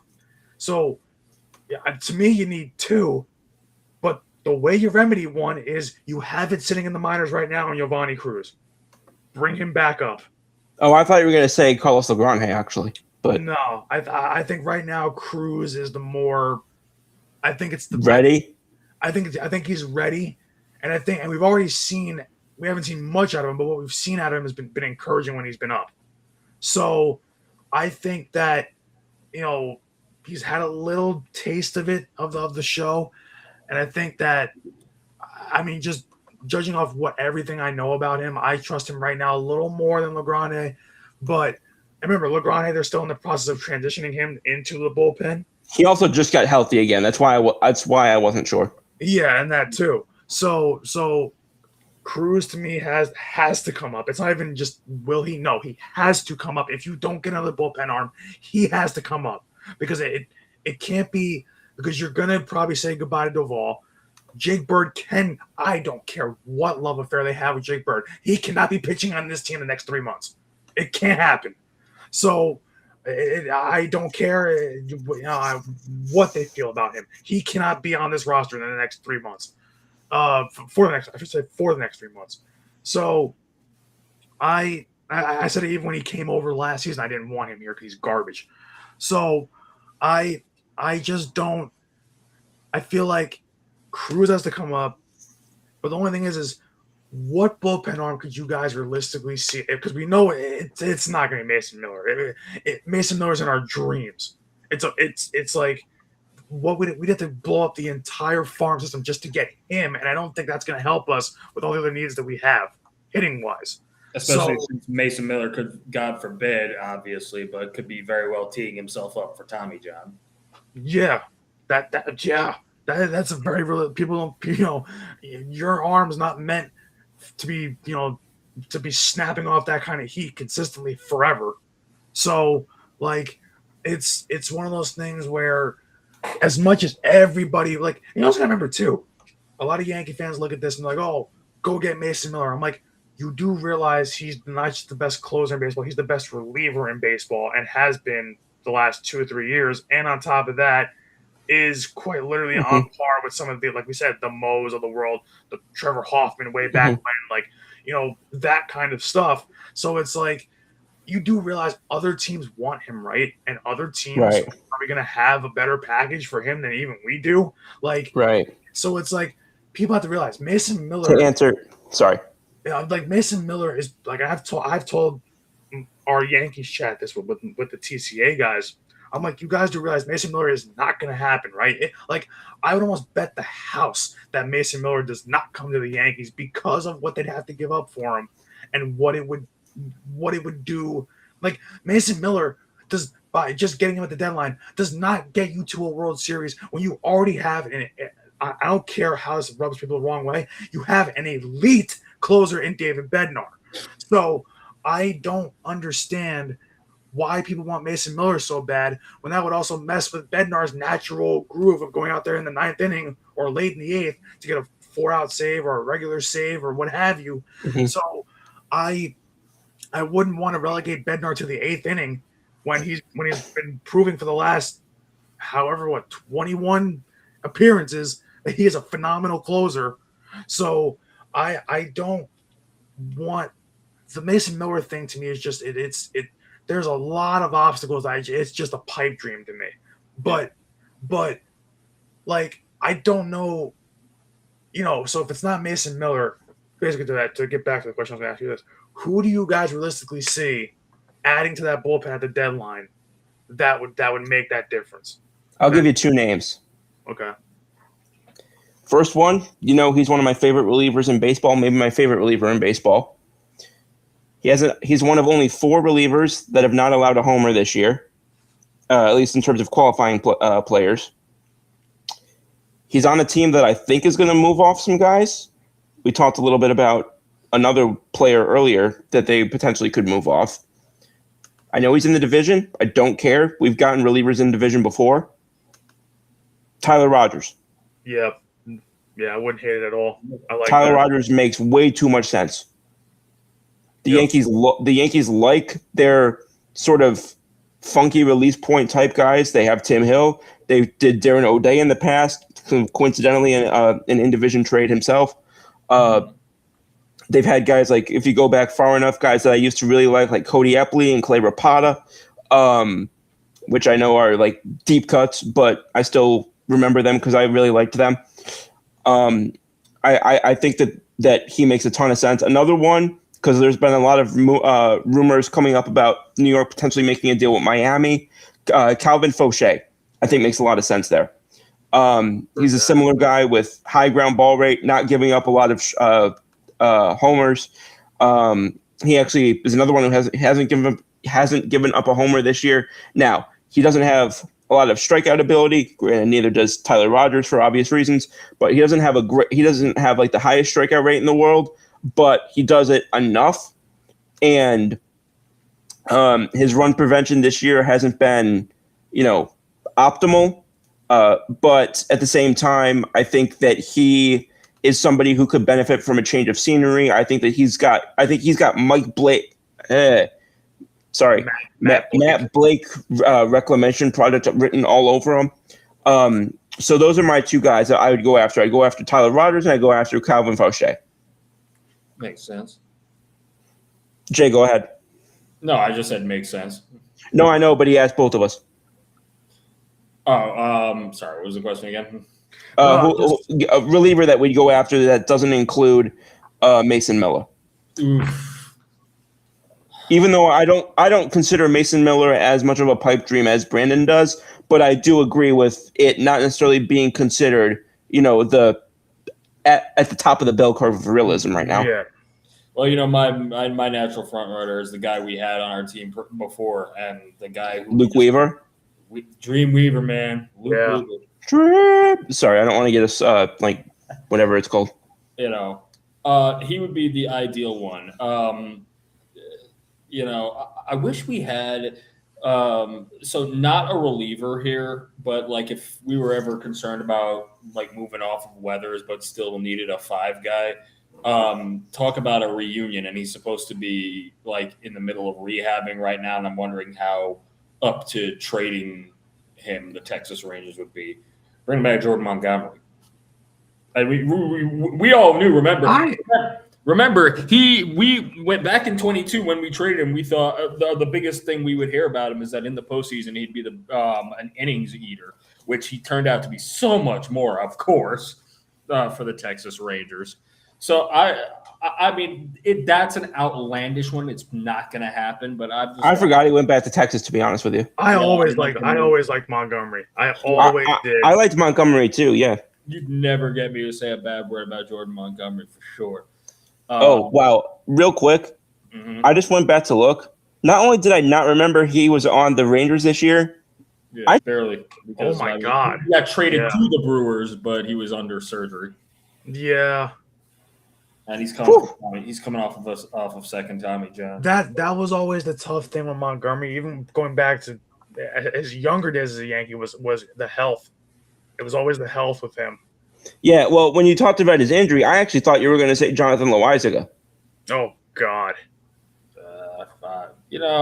When you led into it with talking about the health, that's where my mind went. Yeah. I totally get that. I've thought about it, but I wouldn't do it, but I'm just saying that's where I thought you were going. You know what guy I wanted for a long time, even though I know he's not coming here, obviously, and there's no rumors about him like that. But just a guy that I've wanted for like the last 2 years was Please don't say Rafi Devers. No, I'm still thinking bullpen.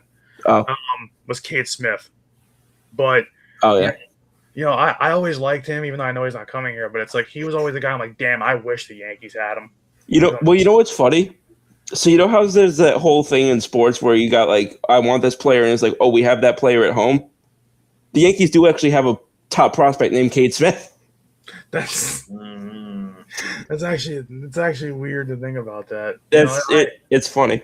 Yeah, but like I would be fine with a Tyler Rogers.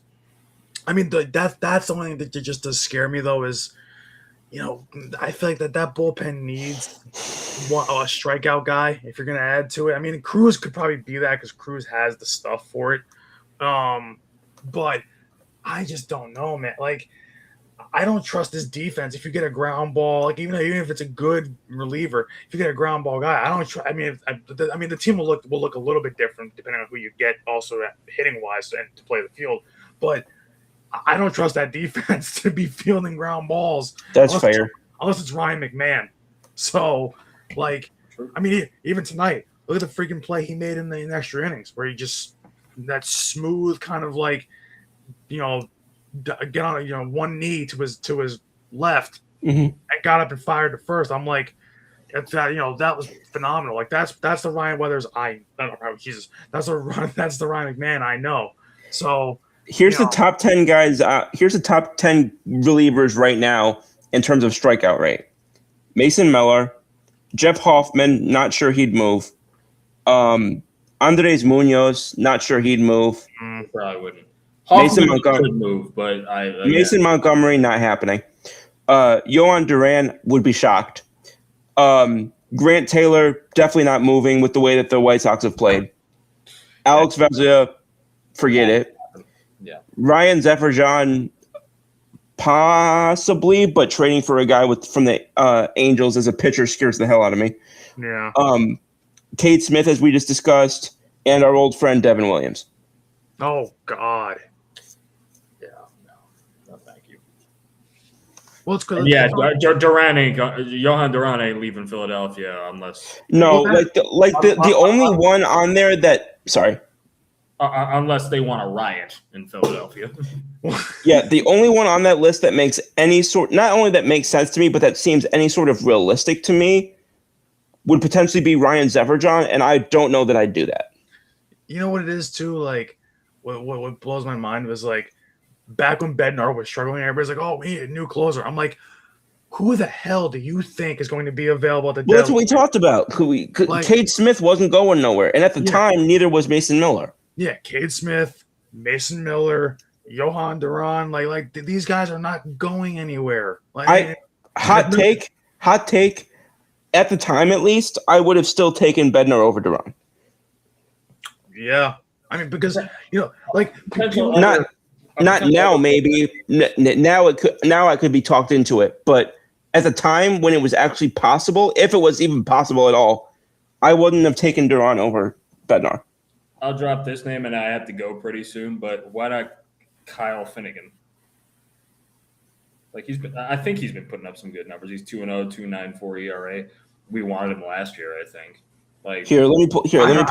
I heard his name floating around. Yeah, that sounds. Yeah, like, he would be the Detroit pitcher I'd be targeting. Not well. I mean, obviously. No, I know what you mean. Target Scooble like that. Here's the problem that I have there. What's that? He's walking almost 5 guys per 9 innings. Oh Jesus! Yeah, He strikes- never mind. I withdraw. Yeah, He strikes out barely 7 per 9 innings, and he doesn't have a low enough home run rate for me to justify that. You're absolutely correct. Yeah, so you're just a ticking time bomb. There's peripherally there's very much I don't like. There's a lot I don't like about him. I think that he, to me, is a classic example of somebody who we think we're capitalizing on, and he comes over to New York and implodes. Could be. Yeah, it's such a tough market right now when you realize that any guy you could get, especially that's why also the Yankee fans have to understand this, because we basically do is like look at that top 10 that you mentioned for strikeout guys and things like that. They're 9 out of those 10 guys, or at least 8 out of those 10 guys are not moving. Not moving. Well, So let's come back to a basic truth here that I think gets overlooked too much. If somebody's not available, they're not available for a reason, and if somebody is available, they are available for a reason. yeah. Like, we're not going to go and steal somebody from a contending team just because we want them. Like, that's not how baseball or sports work. It's the same thing with everybody gushing over Hunter Goodman because he's such a great hitter. I'm like, yeah, but defensively he's awful right now, and not just that, but like I'm sorry, I can't watch another below average defensive catcher in New York after what I sat through with Gary Sanchez. I'm sorry. Thank you. That's what I said. Like I even said this to other Yankee fans, and hell, even to our own group chat. I said, you do realize that has Gary Sanchez written all over it, right? Like, I'm like, listen, he could hit 30, 40 home runs. That's fine. But if he's gonna cost, will he though? Like I know he can still hit away from Coors Field, but you have to assume some of those power numbers are going to regress leaving Coors. Yeah. It's like, and I don't know. And I remember this too. The Rockies have said this 1,000 times.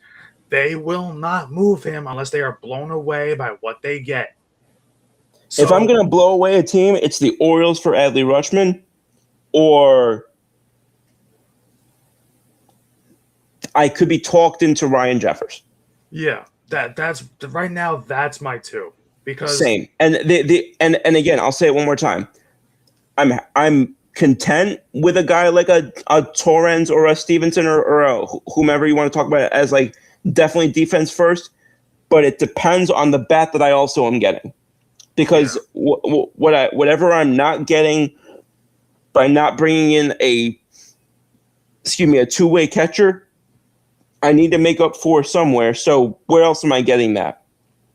Because Adley Rutschman is the best two-way catcher on the market. So it's like, which is why that's where I would go, because you've heard me say it a million times. 2 positions in particular that I need, and I'm willing to sacrifice a little bit of offense for defense, and that's why I would say Rutschman over Jeffers for me. But it's catcher and shortstop. yeah, Right now, we ain't getting shit at either position. Yeah.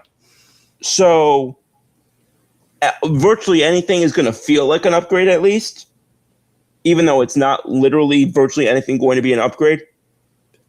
At least in the case at shortstop with Anthony Volpe, it very well may be with Austin Wells, unfortunately. Yeah. But like to me, catcher is more important than shortstop right now. Yeah. Even though I know they're looking at both. But like if we can come away with this, with one of those two, anywhere above average relief pitcher, and just a bat of the, that's where I would accept like a Tyrone Taylor type. Because realistically, I'm sorry, just 3 all-star players is not gonna happen. Yeah. And I think anybody who's expecting that is going to be let down, not just by because of it's Cashman or it's just by the laws of reality and the laws of business markets. So, but we'll see. Yeah, right now, like let's look at right now what Spot Track has like, because I've also thought about this too. If Lombard comes up, you're not going to need the shortstop. So yeah, which is why I'm really not paying attention to it as much as some other people are. So because I fully expect him to be the guy. But then look at what there is out there, right, for let's say third base, because McMahon is not giving you a lot hitting wise. So no, and Rosario is the complete polar opposite in terms of it's just flipped. So like, because third base is what we've heard a lot of too, but Devers, no, because Devers is good offensively, but he can't field. I don't want to touch that with a 10-foot pole just based off the fact that based off his personality. So he's out there, and then same thing with. And again, for a reason, not to hold you up, but this guy was extended to a big deal, and now 2 of the top 6 market teams are moving off of him within a year each. Does that not send off a red flag to people?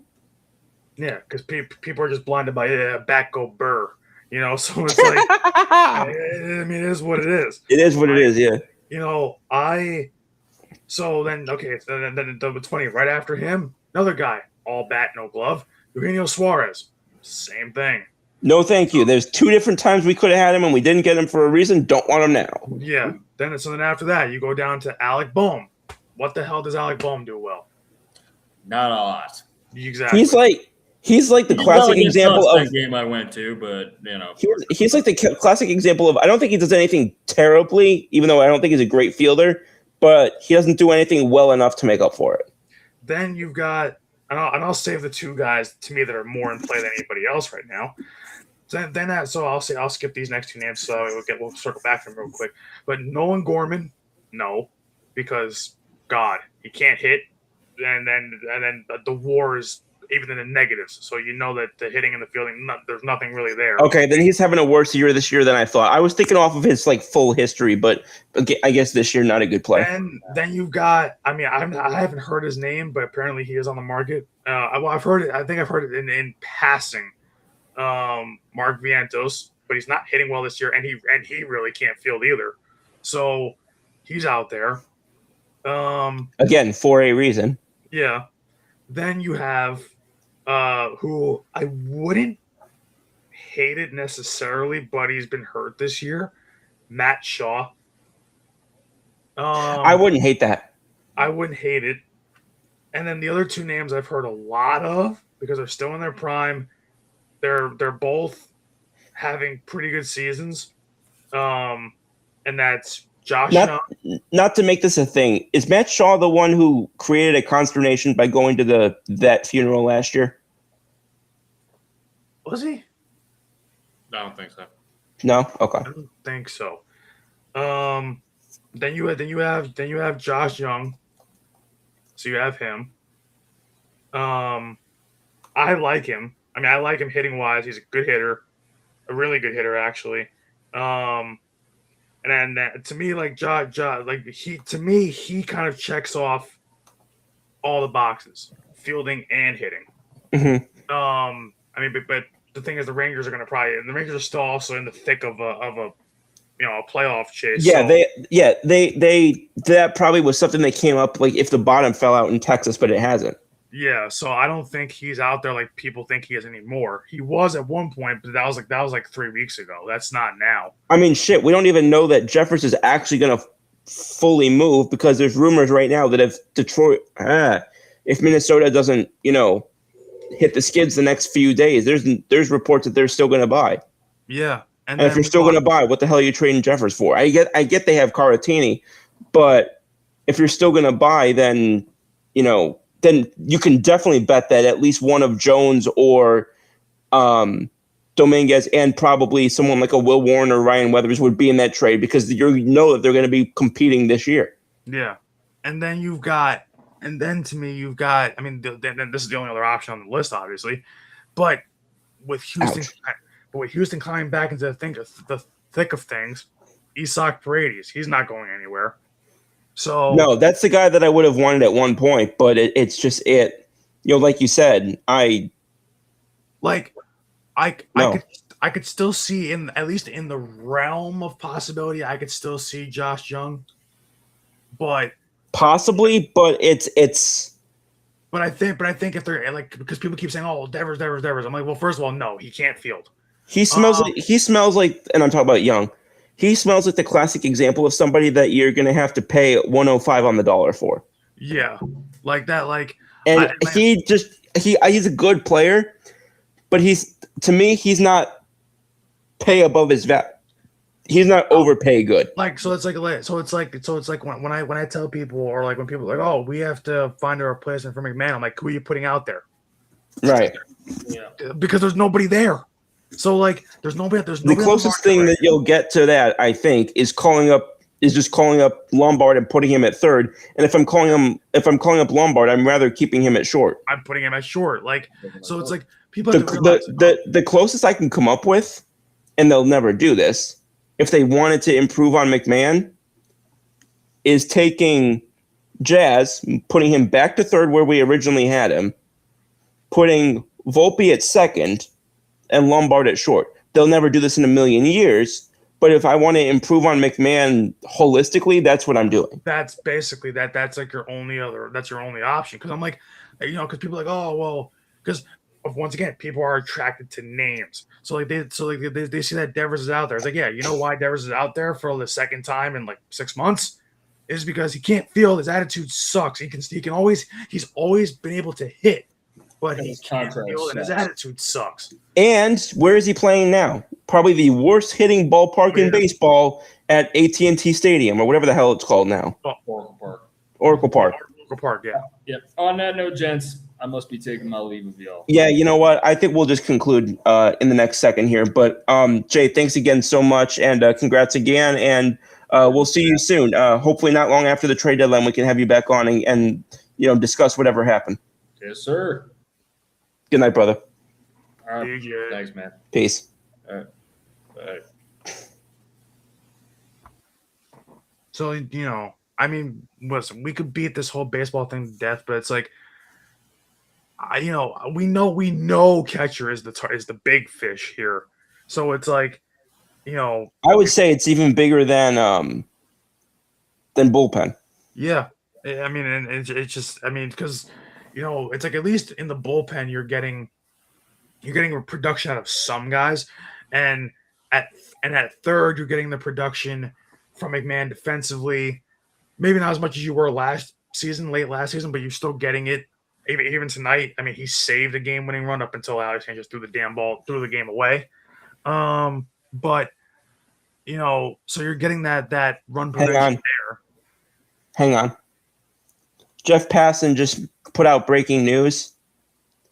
It's not confirmed yet where, but Tarek Skubal will be traded and has made his last start for the Detroit Tigers.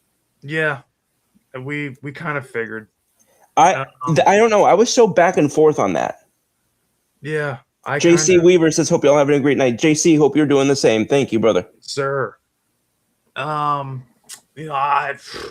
kind of figured as we got like the last, not even this start, the last few starts, I'm like, It's looking more and more like he's leaving. Like I I'm kept just going like, so back and forth on that, and I'll just say this to people: whatever you think he's getting traded for, I'm gonna guess it's gonna be less. I don't think he's gonna get moved for the heaven and earth package that some people are saying. Like I saw people say that this is the one occurrence where I think the Yankees fans are crazy with what they think that we should be giving up, and in fact that I think it's too much.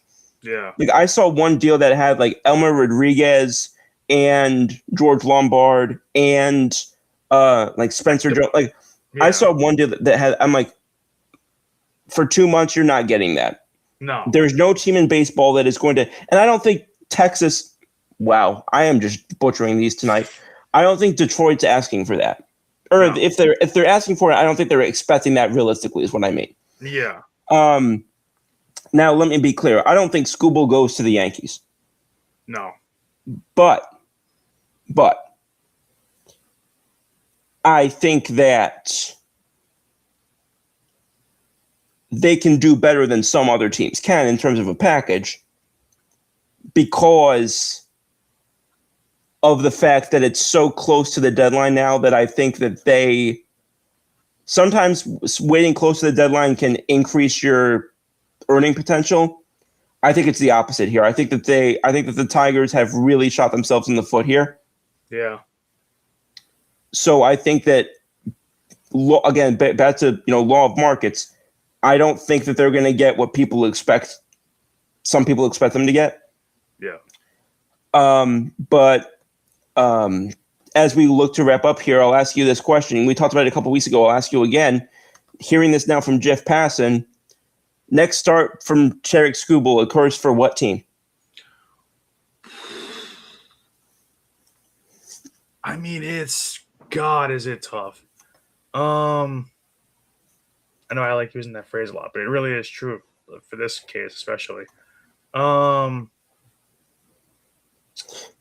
For you, everything's tough, and for Rob, everything's stupid. We have a very, very, very predictable cast here. well, I did say that if anybody could use him, or if any team could use starting pitching at the deadline as a whole, maybe the Philadelphia Phillies. I still think that that's in play. I mean, you want to say the Dodgers because the Dodgers just seem to get everybody. No, But that's not my pick. I don't. Yeah, but exactly. I don't. I'm think actually so. going to stick with my original pick. I think the Chicago Cubs. I could see that too. I'm just gonna stick in the NL, but I'm not saying Dodgers. I'm just gonna stick with the Phillies. I still think that's a possibility. I still think and listen, they need some sort of boost because right now, they're just in a slog since the All-Star break. They are looking pretty bad right now. They could use that kind of pick me up that it would be, and especially for a rental, just to get them back on track. If you can bring in a Tarik Skubal to add to that rotation, that's great for them. You'll start seeing some some after effects of that, some ripple effects out the clubhouse because of that. So I think the Phillies are very much in play. And I don't know why more people aren't kind of talking about that because to me it's not the Dodgers or the Yankees. It's the Dodgers and Yankees don't need more starting pitching. They don't. It's teams like the ones that are chasing them right now that do. So, and the thing is, like we said, the Rays don't need it because the Rays are just fine with their pitching staff right now. So when you take basically the three front runners for the World Series right now out of it, which were hell, I mean, you could say maybe the Braves, but I think the Phillies need it more. So, and I think the Phillies are more desperate to bring in, a real, at least reliable starting pitcher, if not an elite one. So if you can go out there and get a Tarik Skubal, I think that's phenomenal. So I still think that he'd be my pick to go to Philly. I also, and I don't think you're going to need a top farm system to get him. Exactly. But I also don't know that Atlanta has enough to outbid other teams. Yeah, and that's like, I just saw to me it's like when you start just doing process of elimination, the only two teams that would make sense, like at least more than all the others, would be the two that we both mentioned. Would be the Cubs and Phillies. So, Right. like, it's I don't see anything wrong with either one of those. That would be massive. So I don't think so either, and I think that also because that's what the Cubs are going to be pushing for is starting pitching. The main thing that you're going to need to potentially either catch up on the Brewers or to be able to, mano a mano them in October is starting pitching. So if you can make that happen with the best available one, because you're done building for the future, I think. I think your window to win is now if you're Chicago. Yeah. And I think you've operated like that with moves that they've made recently. So, there it goes. So seeing all that, I think that he makes the most sense. And you just, post 2026, be damned. Yeah. I mean, because we like we've been saying the whole show, there's no guarantee for baseball next year. Now it's looking increasingly likely there isn't going to be any baseball. So, I mean, this deadline, has been quiet, obviously, because these moves are not going to get made until the last 48 hours. Right. But we also had been saying, at least I had, about the fact that because I think people didn't realize how much this mattered, or some people didn't realize how much this mattered, and I think it mattered more than some realized, is because the deadline is August 3rd this year, not July 31st or August 1st, that changes the calculus of when things happen. Yeah. So, yeah. Yeah, and I definitely think that, we're gearing up for a very big, weekend here, to me. Like between what a few of these teams need to put them over the edge or to get them back on track to get them, to be a contender in the postseason. So I think, we're going to see a lot of names start, coming off and in big ways. So yeah, I think that, I mean, honestly, it could be as soon as tomorrow. Because I think that what day is the 3rd? Is that Monday? It's Monday. Monday at 6. Yeah. So I think that obviously I think most happens between Saturday and Monday, but I think tomorrow is really the start. The start when you could start seeing some of these things, or at least things getting close. Like, quite honestly, I think a lot of deals that are going to happen are probably already pretty close. It's just gonna, it's that final little needle moving. But with that, what else you got before we wrap up here? Not too much. I will say though, even though I know for everybody listening or for those who are now asleep, because I know we've talked about it for a long time, we beat baseball to death tonight, but it's a very important weekend ahead for baseball, so we kind of had to. But I will say just before because I don't want people to forget about it, NFL training camp started this week. So, it's just fun to see kind of football back on our TV screens again, even if it's a couple, shots and a couple workouts and drills here and there. It's just good to see baseball. Jesus, it's good to see football back on our screen. We keep doing this. Yeah, I know. And I don't have any excuse because I had a coffee and a Diet Pepsi. Because we've been talking about baseball for the last hour and a half, so it's like it's been a lot. So I know we were baseball heavy tonight, but it's just good to see football back on our screens. It's good to see like Malik Neighbors for the Giants. He's back in action. Like he looks healthy. So hoping he stays healthy there. I was encouraged by what we saw from our training camp on day one, the first real day today, with some definitely looking like we're going to be running a West Coast offense, and I like that for once. Yeah, I know, I know, but at the same time, but you know what, and this is what I always say: give me an offense I don't like but wins, than an offense that I love that gets me the 9-8. Yeah, and the thing is too, I don't think it's going to be a full-on West Coast offense. I think we're going to marry the West Coast offense with our run-heavy style. Yeah. So I don't think it's going to be like that traditional, Niners Rams stuff we see. I think it's going to be more of As my grandfather liked to call it, dink and dunk. Yeah, I think Sean Mannion is going to be, and the thing is, so far it's been creative. I mean, from what I've heard from so I far. love what I'm hearing from the players say, and everyone's saying like, "Oh, this isn't like anything I've done before," or one thing, which is great.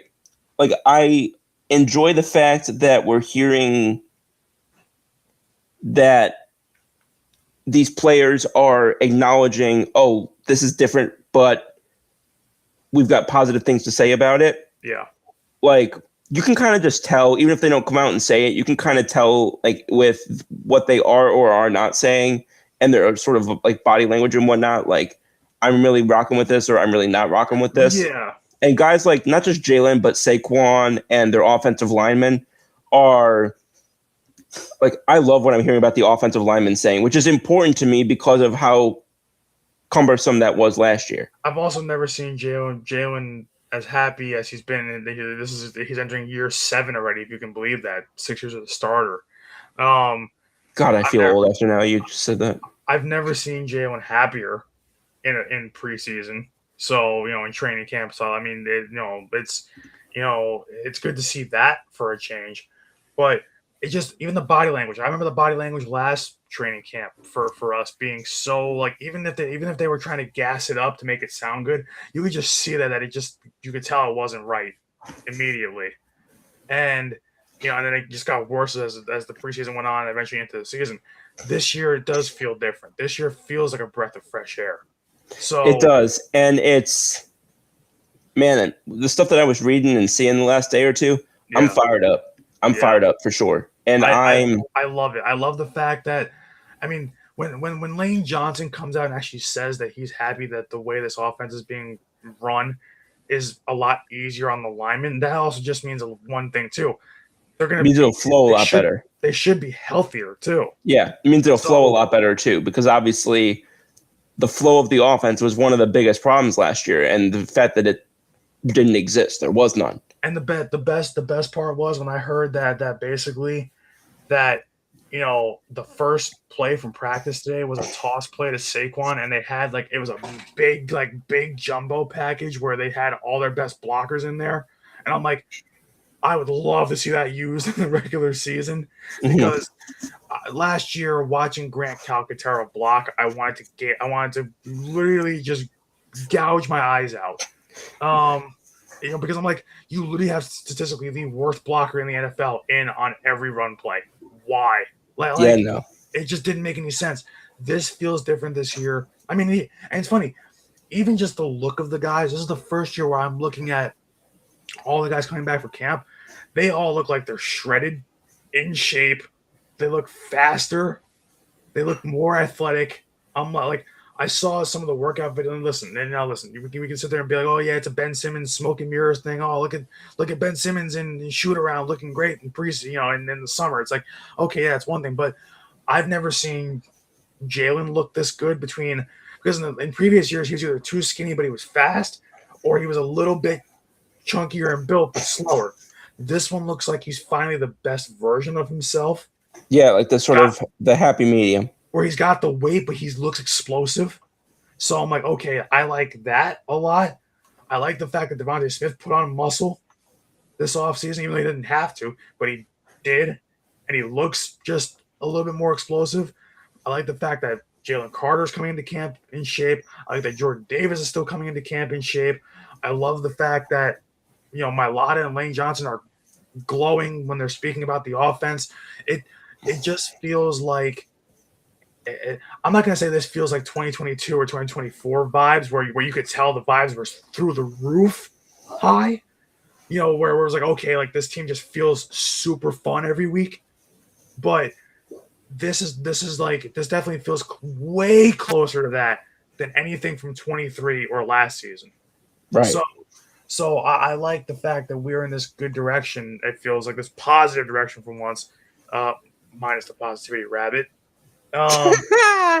But it's good that it just seems this seems like it's going to be a fun season. I'm like, hell, I was even fired up even back when we forget what the offense looked like, when Fangio even said that oh, there was false reports that he was going to retire, that he actually wants to be here for another couple years, even. Mhm.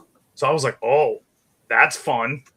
So I was like, but that's what he told us originally. But people were like, oh, well, he's only got one more year left. I'm like, well, he didn't say that himself. Where are you hearing that? Like, and then we kind of just assumed that was fact. But then when he came out and said in the first press conference for when he came back, he was like, I don't know who told you that, but he's like, I'm here for the next like 3-4 years, handful of years.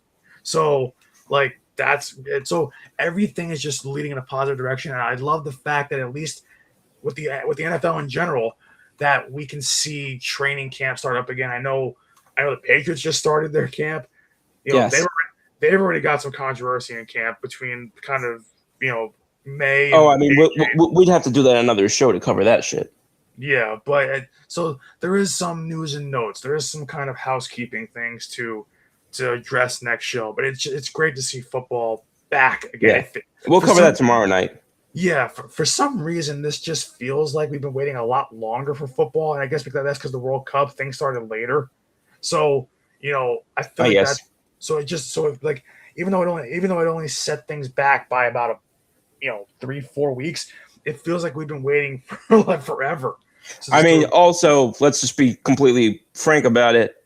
Our season ended a lot earlier than it usually does. Well, that too, yeah, and how aloha, Mr. Wiltsey, and of course we had it on earlier, but go get you some of that sweet Hawaiian Coffee Company, Lion Coffee, and of course all of their other sweet deals.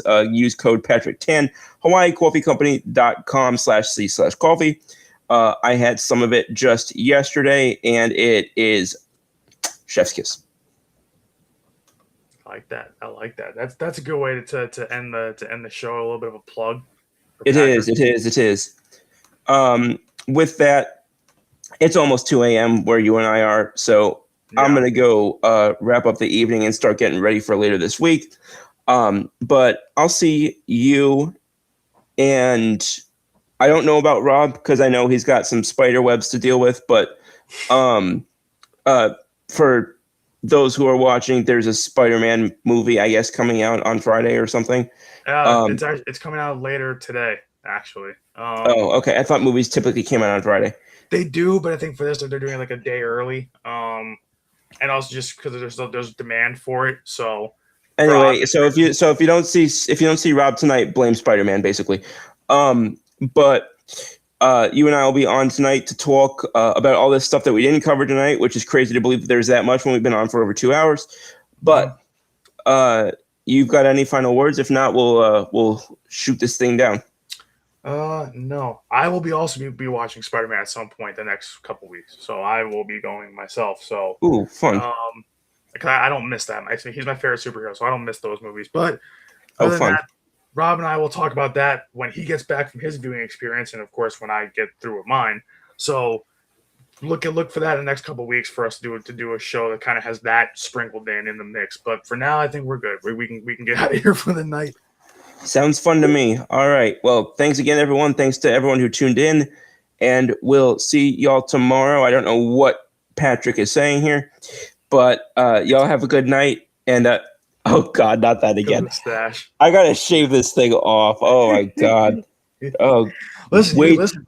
We're in the middle of a a postseason push for baseball, so keep the stash. It's a postseason stash. Yeah. Well. It's just I would love to hear if more people say that, except for asking me if I grew up in the 70s. But until then, we'll see y'all tomorrow for What's the Scoop at the normal